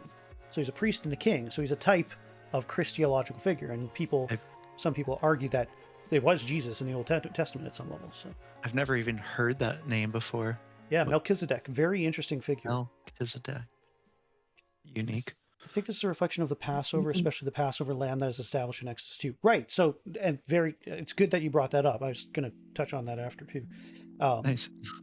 The whole Passover lamb, the in the time of Moses, when the people of Israel were captive and enslaved in Egypt, one of the last plagues was the death of the firstborn son. So everybody's firstborn son, if you had a son that was your firstborn, it was said to be they're going to die. The spirit of death, the spirit of God, depending on what translation, would come in and just take away their breath, basically. Now we don't know if this is a actual like a disease or there's some really interesting like scientific arguments of why that would have happened, but I won't get into them. But they're very cool. My king is righteous. Yeah, in Hebrew. Yeah, that's right. Melchizedek. It's I think it's Mel Melchizedek, but yeah. Anyway, so the way in which people were to be passed over from the spirit of death or from that plague was they had to slaughter usually a lamb and paint the doors, at least the sides of their doors, and I think the roof as well, with the blood of a lamb. And so Jesus is often called later on in a theological way by Paul and others, and John I think as well, the Passover lamb, or the lamb that was sacrificed so that death would be passed over us. And death comes, and one of the other common things that Scripture will say, that Paul will say, is that the wages of sin is death. And so if you paint over your door frame, right, with blood, then you will be passed over by death. So in this case, Jesus and his blood is painted upon your door or upon your vessel or whatever, symbolically and also literally in history, so that death that's not the end of the story for you. That's and it goes all the way back. This is a story thousands and thousands of years old. So he is the embodiment of the symbols of the past and the future that are the way through which we can live life. I suppose would be the way. Sounds like a good statement. Yeah. So, translations are fun. Yeah. Christophanies is basically like this, and I'll give an example to Jacob because he wrestled God. Yeah, it's a good one. Yeah. We'll. This is an interesting one too. I want to just keep it. I'll catch with Jake here in a second. Peter's denial predicted. Then Jesus said to them, "Tonight all of you will run away because of me, for it is written, I will strike the shepherd, and the sheep of the flock will be scattered. But after I have been resurrected, I will go ahead of you to Galilee." Peter told him, "Even if everyone runs away because of you, I will never run away." So Peter. It's funny you said that. Yeah, yep, absolutely. I assure you, Jesus said to him, "Tonight, before the rooster crows, you will deny me 3 times. Even if I have to die with you," Peter told him, "I will never deny you." And all the disciples said the same thing. Classic Peter. Yeah, exactly. Yeah, exactly right. Like he's a rock, which is great in terms of like setting your foundation, but he's not really all that. Like you get tossed like a rock too, right? It's very blunt and like you said, classic Peter. He denies this. This is I think more people are like Peter than they think. Right? They mean well. Here's a really good example of what a Peter thing is to say. If I were alive and a German citizen during 1945 or prior, 1939, I would never have been the type of person to allow what eventually would become the Nazi concentration camps. People say that all the time. And yet, people actually, whether by slow, it's kind of like boiling a frog, right? You know, slowly being heated up, or just suddenly being threatened into a place where they have to just go along with horrific things. Most of the people in Germany just did it, and they were no different than you and I. They were no different than the Peters of the world. They presume that they wouldn't do something, but when they're actually faced with the physical consequences, and we'll see what happens with Peter and how it comes about, we don't really know the capacity of ourselves to not just be complacent in bad things and neutral when bad things are happening, but complicit and explicitly going along with it. We don't know, most people don't know the depths of evil they're capable of. And it's a very, very scary thing not to know that. So I know what I'm all about. Now, I think there's a proportional, I think this is likely true.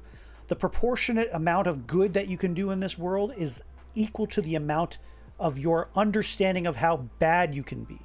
Because if you don't know how bad you can be, then you fail to know the bad you're actually doing, the evil that you're complicit or you're complicit with, you know.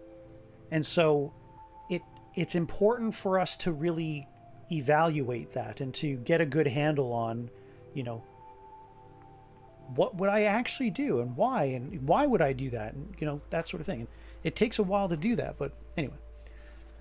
Yeah, important thing for everyone to learn, but that not everyone has. Yeah.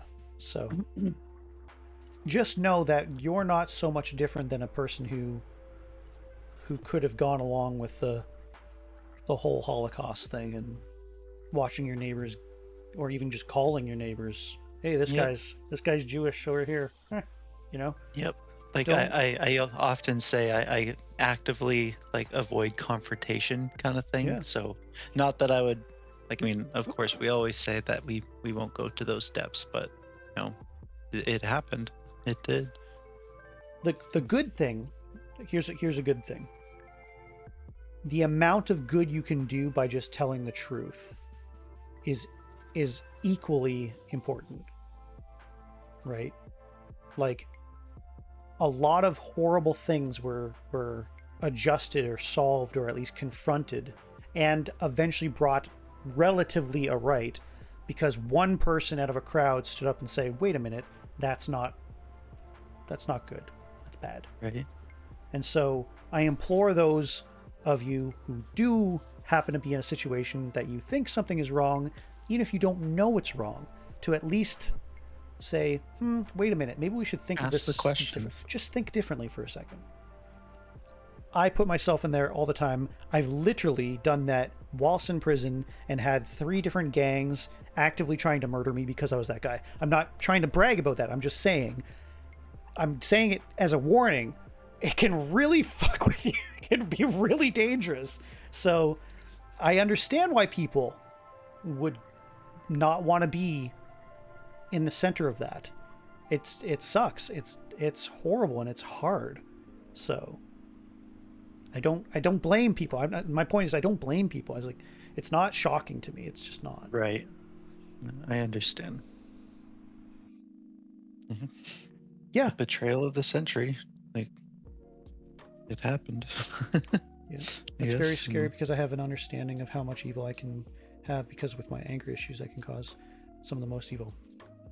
Dude, seriously, a bit, like, literally, that's the beginning of my story of going to prison. Not saying that you're going to go to prison for the stuff in your head, but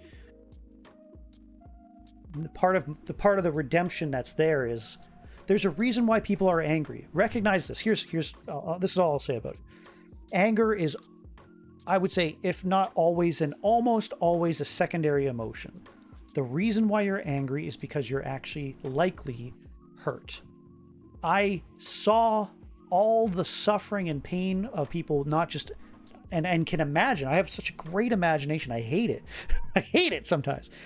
But not just did I see the practical suffering in my own family and the people around me and bullying and all that stuff in high school and all that garbage, but I could really genuinely imagine the worst that it was happening every second of every day across the entire world and internalize it and know how much that would be hurting other people. And I have an actual capacity of empathy so great that I too hurt, right? That I psychically hurt myself, you know? I feel that. I feel that too. I'm very empathetic, and it's hard at first to handle all of that. Yeah. And based on that hurt, I then got angry, and based on that anger, then I acted out in anger. What saved me from that is a recognition that somebody else knows as much and way more than you how hurt everybody on this planet really is, in this universe, and how it all fits together. What saved me is a actual relinquishing of the vengeance and the hatred and the anger that I had upon the person whom it actually all depends, which is not you and it's not me. Ever. Period. Don't think you're God. That's one of my, like, if you look at the bottom, my one of my main principles is that my first one is you are not God. And there's a reason that's there. It's because you're not God, and it's not all on your shoulders. You're not being asked to carry it all on your shoulders. You're not asked to be carrying the cross of all of human existence. Somebody already did that. What you're being asked is to also take up your cross, your local, personal cross, and also be yoked with somebody else who's also taking it up with you, and to walk in faith and trust and hope and love in that relationship. And if you don't have that, it sure as shit feels like even just one cross, your own, is going to drag you into the frickin' depths of hell. And it will. At least in my experience, it will.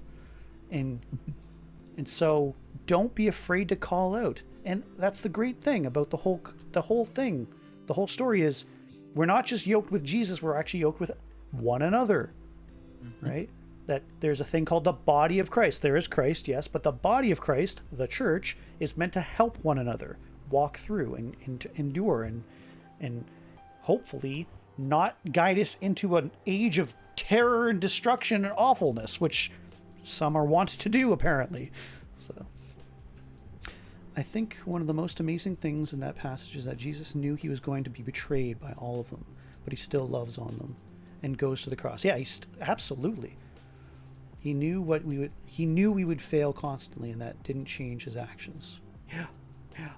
With full, complete forethought that the closest of his friends and his most dedicated, the people he dedicated 3 years of his life to, would all peace out as soon as shit got rough. You know, he still was like, "Well, yeah, I know. Yeah, it sucks, but that's life. I'm going because that's who Jesus is." Anyway. Yeah, here's a good part. Prayer in the garden. Mm-hmm. But then Jesus came with them to a place called, you're gonna have to fill that in. Gethsemane. Gethsemane. Yep, you got it. Gethsemane. And he told the disciples, "Sit here while I go over there and pray." Taking along Peter and the 2 sons of Zebedee, he began to be sorrowful and deeply distressed. Then he said to them, "My soul is swallowed up in sorrow to the point of death. Remain here and stay awake with me." Going a little further, he fell face down and prayed, "My Father, if it is possible, let this cup pass from me. Yet not as I will, but as you will." Then he came to the disciples and found them sleeping. He asked Peter, "So couldn't you stay awake with me 1 hour? Stay awake and pray so that you won't enter into temptation. The spirit is willing, but the flesh is weak." Again, a second time, he went away and prayed, "My Father, if this cannot pass unless I drink it, your will be done." As he came again, he found them sleeping, because they could not keep their eyes open. After leaving them, he went away again and prayed a third time, saying the same thing once more. Then he came to the disciples and said to them, "Are you still sleeping and resting? Look, the time is near. The Son of Man is being betrayed into the hands of sinners. Get up, let's go. See, my betrayer is near." Interesting. So he went away 3 times, and Mm-hmm. The the number 3. Yeah, the account in Luke is very interesting because what he'll explain to you is that he was so distressed, he was so in the grips of such fear and stress that he was bleeding At the point out of his death. sweat. His sweat was filled with blood. And there's an actual medical condition that does exist that has been recorded of people who are in such high physiological stress state that their sweat literally causes capillaries or something like that to burst in their skin or something like that. And so, like, people's like, "Oh, what's that all about?" And there have actually been medical cases where this has existed at the highest level of stress. So you can imagine this isn't a guy who's like, going in for an operation for his liver and might not come out again. Like the stress, that's a stressful. This is not like a guy who's like getting cancer. He's going to die in 3 months. It's like, no, this is a guy who knows the level of horror and torture to every possible degree one can imagine. And at the same time, as he's in this state of absolute perpetual terror, the only solace he has is his friends. Obviously he has his father, but still, he's got these guys who are supposed to be getting his back, and they won't even stay up a single hour to be with him. He is so alone. And it's like that. I know it sounds weird, but that that helps me a lot to know that Jesus knows what that's like, because I've been like that at some point. Yeah, I'm sure I've most been of there us too. have been there. Right now, we might not have been sweating blood, but we certainly have been that isolated and alone, even in the same room with people who say that they love us. And I'm sure they do to the extent that they can, but they can't truly be with us, or they aren't very oftentimes. And it's so painful. It's so bad. And it helps to know that the person who put all this together gets that at some level, So, anyway. This is a powerful chapter for sure, Yeah. for obvious reasons. Yes. Yeah. The Judas kiss. While he was still speaking, Judas, one of the 12, suddenly arrived. A large mob with swords and clubs was with him from the chief priests and the elders of the people. His betrayer had given them a sign. "The one I kiss, he's the one. Arrest him." So he went right up to Jesus and said, "Greetings, Rabbi." So he called him a rabbi again, and kissed him. That's interesting. "Friend," Jesus asked him, "why have you come?" Then they came up, took hold of Jesus, and arrested him. At that moment, one of those with Jesus reached out his hand and drew his sword. He struck the high priest's slave and cut off his ear. Then Jesus told him, "Put your sword back in its place, because all who take up a sword will perish by a sword." That is a very good saying.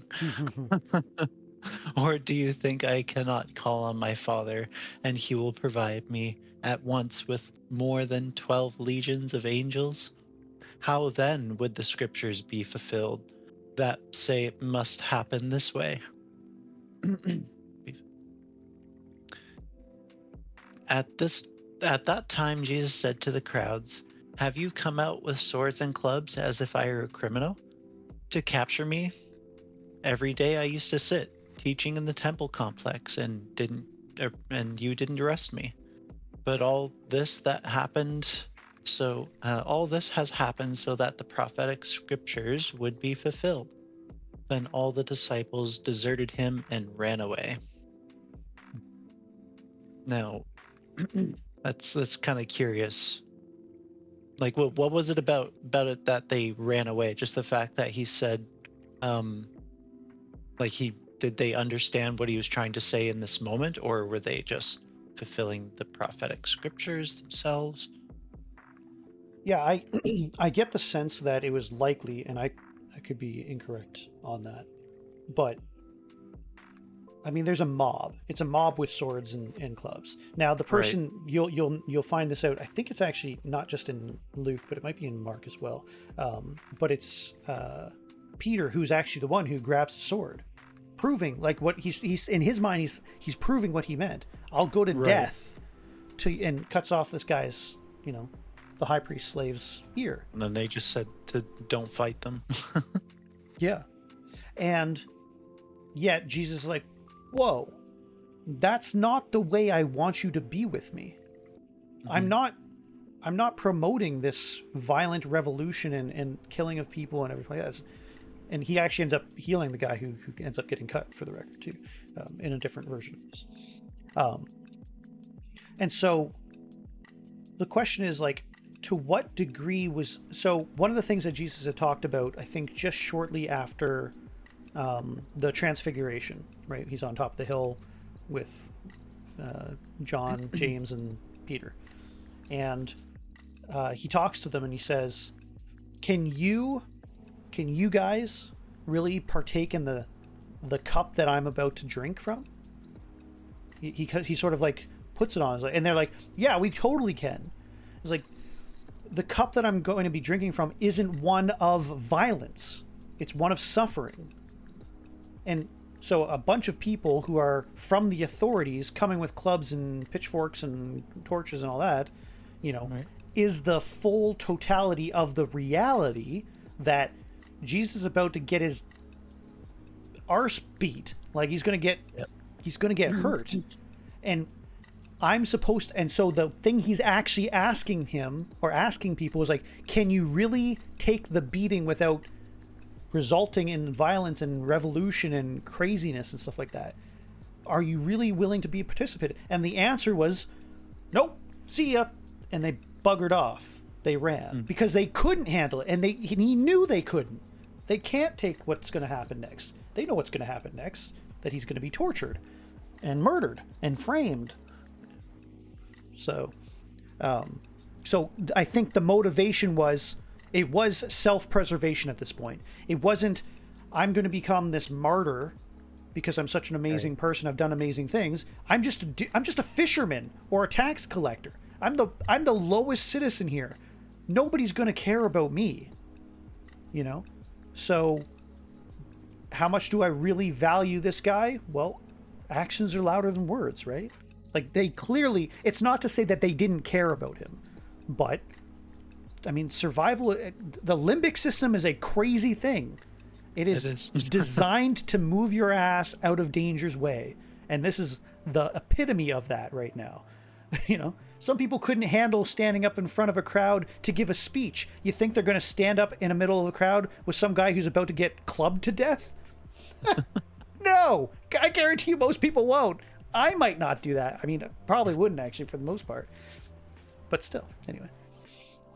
I remember he had many of angels, and he said something, the angels would come and kill the people. Maybe. I'm not too sure about that one. Anyway. This faces the Sanhedrin?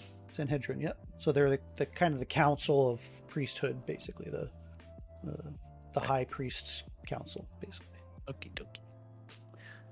Those who had arrested Jesus led him away to the Caiaphas. Did I say that right? Yep, Caiaphas. He's the head priest, the high priest. Good, I remembered.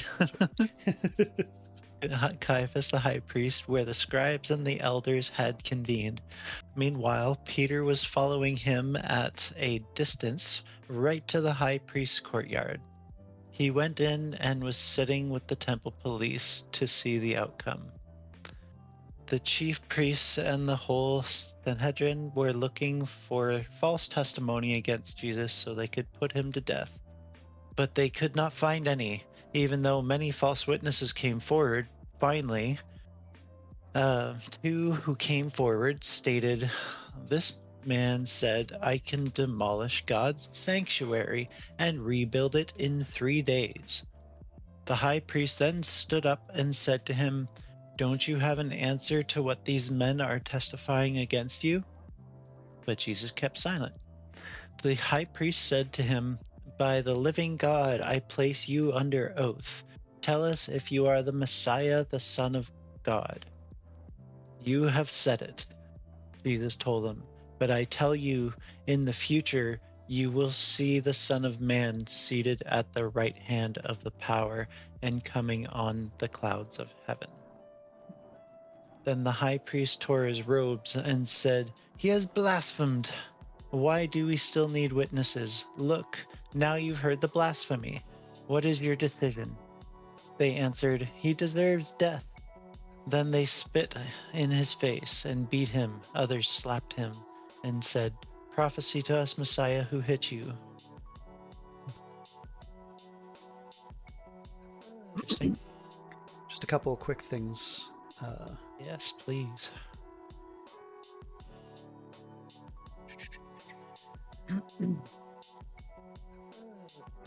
What was I?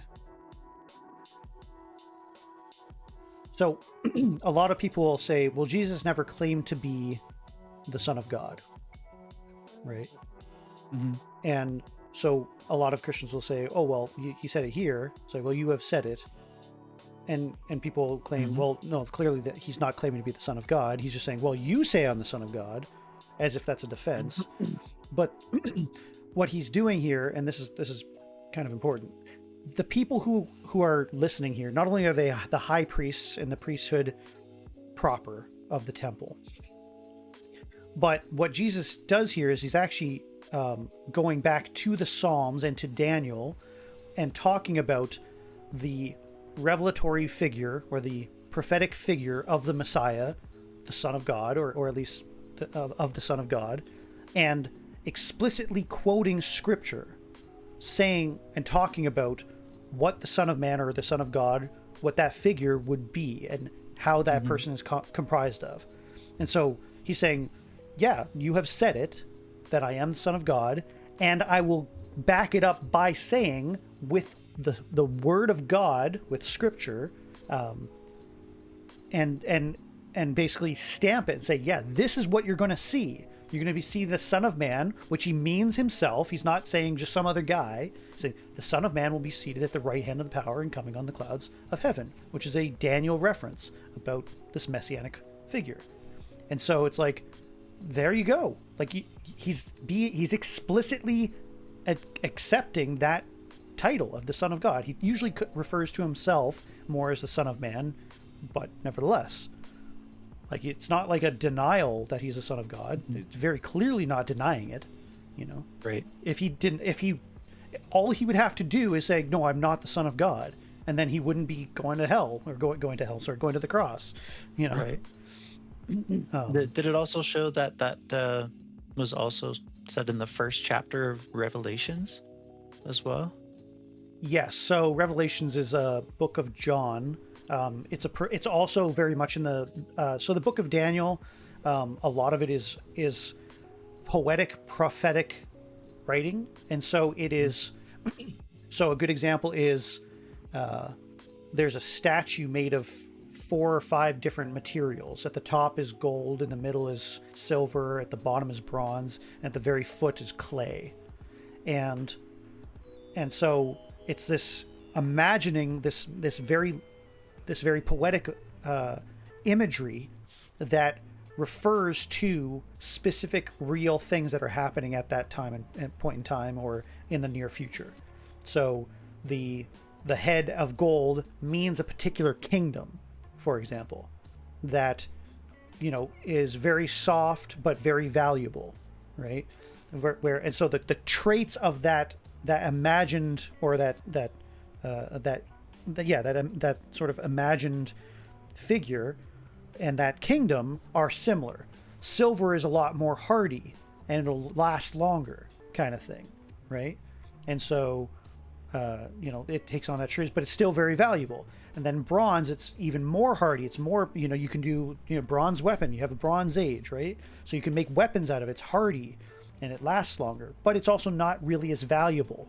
And then you get down to, like, I think it's iron and clay. That's mixed.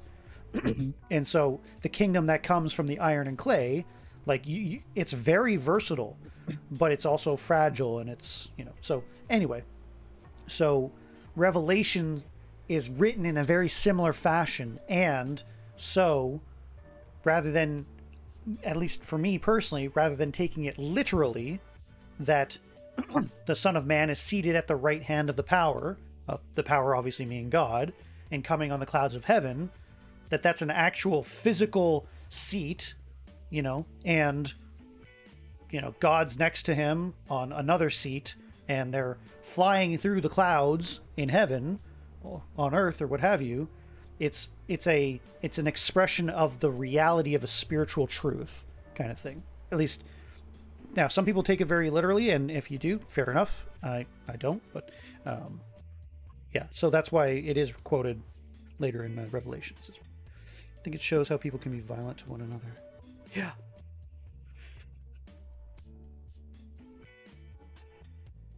But anyway, so I wanted to express that, is like, so there is an explicit affirmation, even if you don't see "I am the Son of God" and those exact words, and that's what you're looking for. It's like, it's clearly an affirmation or an acceptance of the title, "I am the Messiah, the Son of God," and then backing that up with an actual explicit prophecy that he believes he's fulfilling, you know, or that he will fulfill, rather. So Interesting. Okay. Anyway. This is a long chapter. It is a long chapter. We're pretty close to the end here, though. Peter denies his Lord. Now Peter was sitting outside in the courtyard. A servant approached him, and she said, "You were with Jesus the Galilean too." But he denied it in front of everyone. "I don't know what you're talking about." When he had gone out to the gateway, another woman saw him and told those who were there, "This man was with Jesus, the Nazarene." And again he denied it with an oath. "I don't know the man." After a little while, those standing there approached and said to Peter, "You certainly are one of them, since even your accent gives you away." Interesting. Then he started to curse and to swear with an oath, I do not know the man." Immediately a rooster crowed. But Peter remembered the words Jesus had spoken. "Before the rooster crows, you will deny me 3 times." And he went outside and wept bitterly.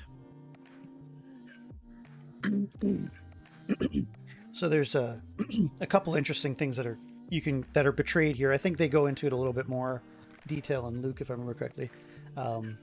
Luke takes these 4 chapters and he stretches them, I think, if I remember correctly. It's been a while since I've read it personally.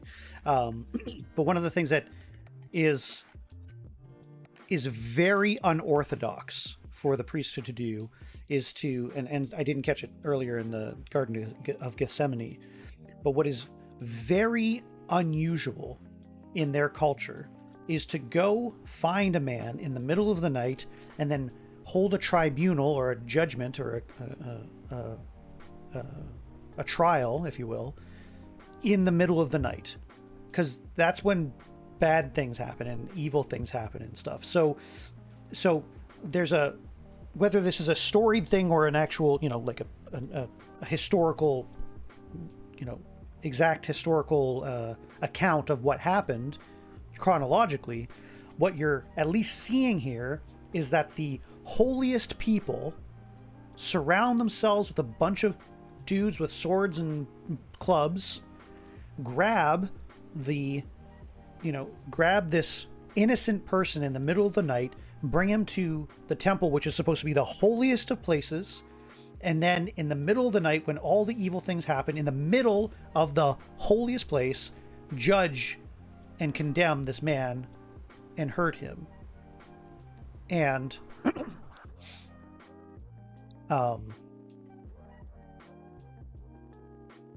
so what you see, and the reason why you see this, so this is like, we're talking 2, 3 o'clock, 4 o'clock in the morning, and that's when the rooster crows, right? Is all night he's been judged, he's been beaten, he's experiencing this terrible circumstance, and finally at the real height of when there might be hope, there's a crow of condemnation. There's been a denial from your best friend. All this is kind of, anyway, Matthew is trying to encapsulate, at the very least, the total abandonment and horror of the situation, where the holiest people are in fact doing the most unholy thing that you can think of, at least in this cultural context. So, very heavy, very heavy chapter. Another thing, I think another verse says it best. But I tell you, do not resist an evil person. If anyone slaps you on the right cheek, turn to them the other cheek also. Matthew 5:38-40. Yeah, and that's exactly, look, that's what Jesus does in the situation, which goes to show, like, he's practicing what he preaches. So he's not resisting these evil people, He's doing what, he's practicing what he preaches. So, but yeah, heavy stuff, tough chapters. Tough chapters, lots of conversation. Yeah, so hopefully that wasn't hopefully it was. I debated whether to do 2 chapters today, but I felt like we should be able to do it. So, yeah. But yeah, thanks guys for joining in, for being with us today. Hopefully that if it wasn't educational, then it was maybe introspective enough to think about, think on these things, and see what you think, what they mean to you, if anything. So thank you for inviting me, Joe. I really enjoyed it. Thanks for being here, El. Appreciate you. I'm just gonna quickly look up a few things here. I really haven't stopped, have I? I didn't realize I didn't take a break or nothing. Normally a break at the other chapter, and right, kind of plowed through. Right. And we still went late. We went like lots of conversation. We almost went like double our, well, in my mind, double. This was an important chapter. It was, yeah. Sure. I think I just went with it because I thought it was appropriate to do so in terms of like what we went through with the previous chapter. Well, and continuity wise, this is a more logical breaking point for our next episode. Right. Next episode. Absolutely. Whereas the last 2 feel way more connected. They're It's the Last Supper, and then right after supper they go to the garden, and then they get to the temple. So it's like chopping that up felt unnatural to me. So, but we also we got to hear like 3 of my rants today. So it's like, I topped myself, I'm sure, from any other time. Sure. Give me a second to just gonna look up.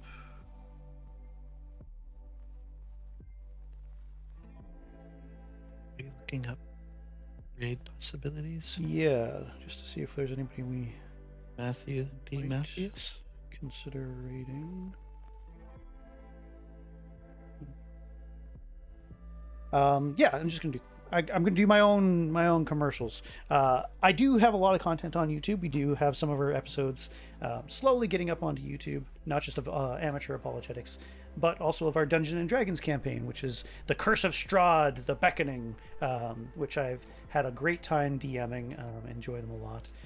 So if you be so interested, there is my YouTube stuff. Feel free to check it out. Love to see any sort of like, comment, subscribe, all that jazz. Super helpful.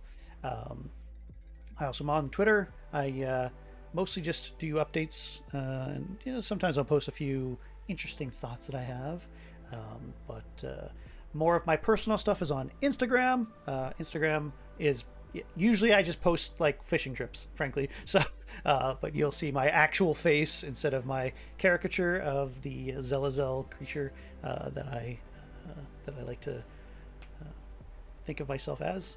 And of course, I am on TikTok. I'm not a big fan of TikTok necessarily, but I'm on there, and I do have some extra clips and shorts and stuff that'll be up there throughout the time. So, but yeah, I really do appreciate everybody supporting me as much as you desire. If it's just popping in and say hi, awesome. If you don't like my content, kick me to the curb. I'm fine with it.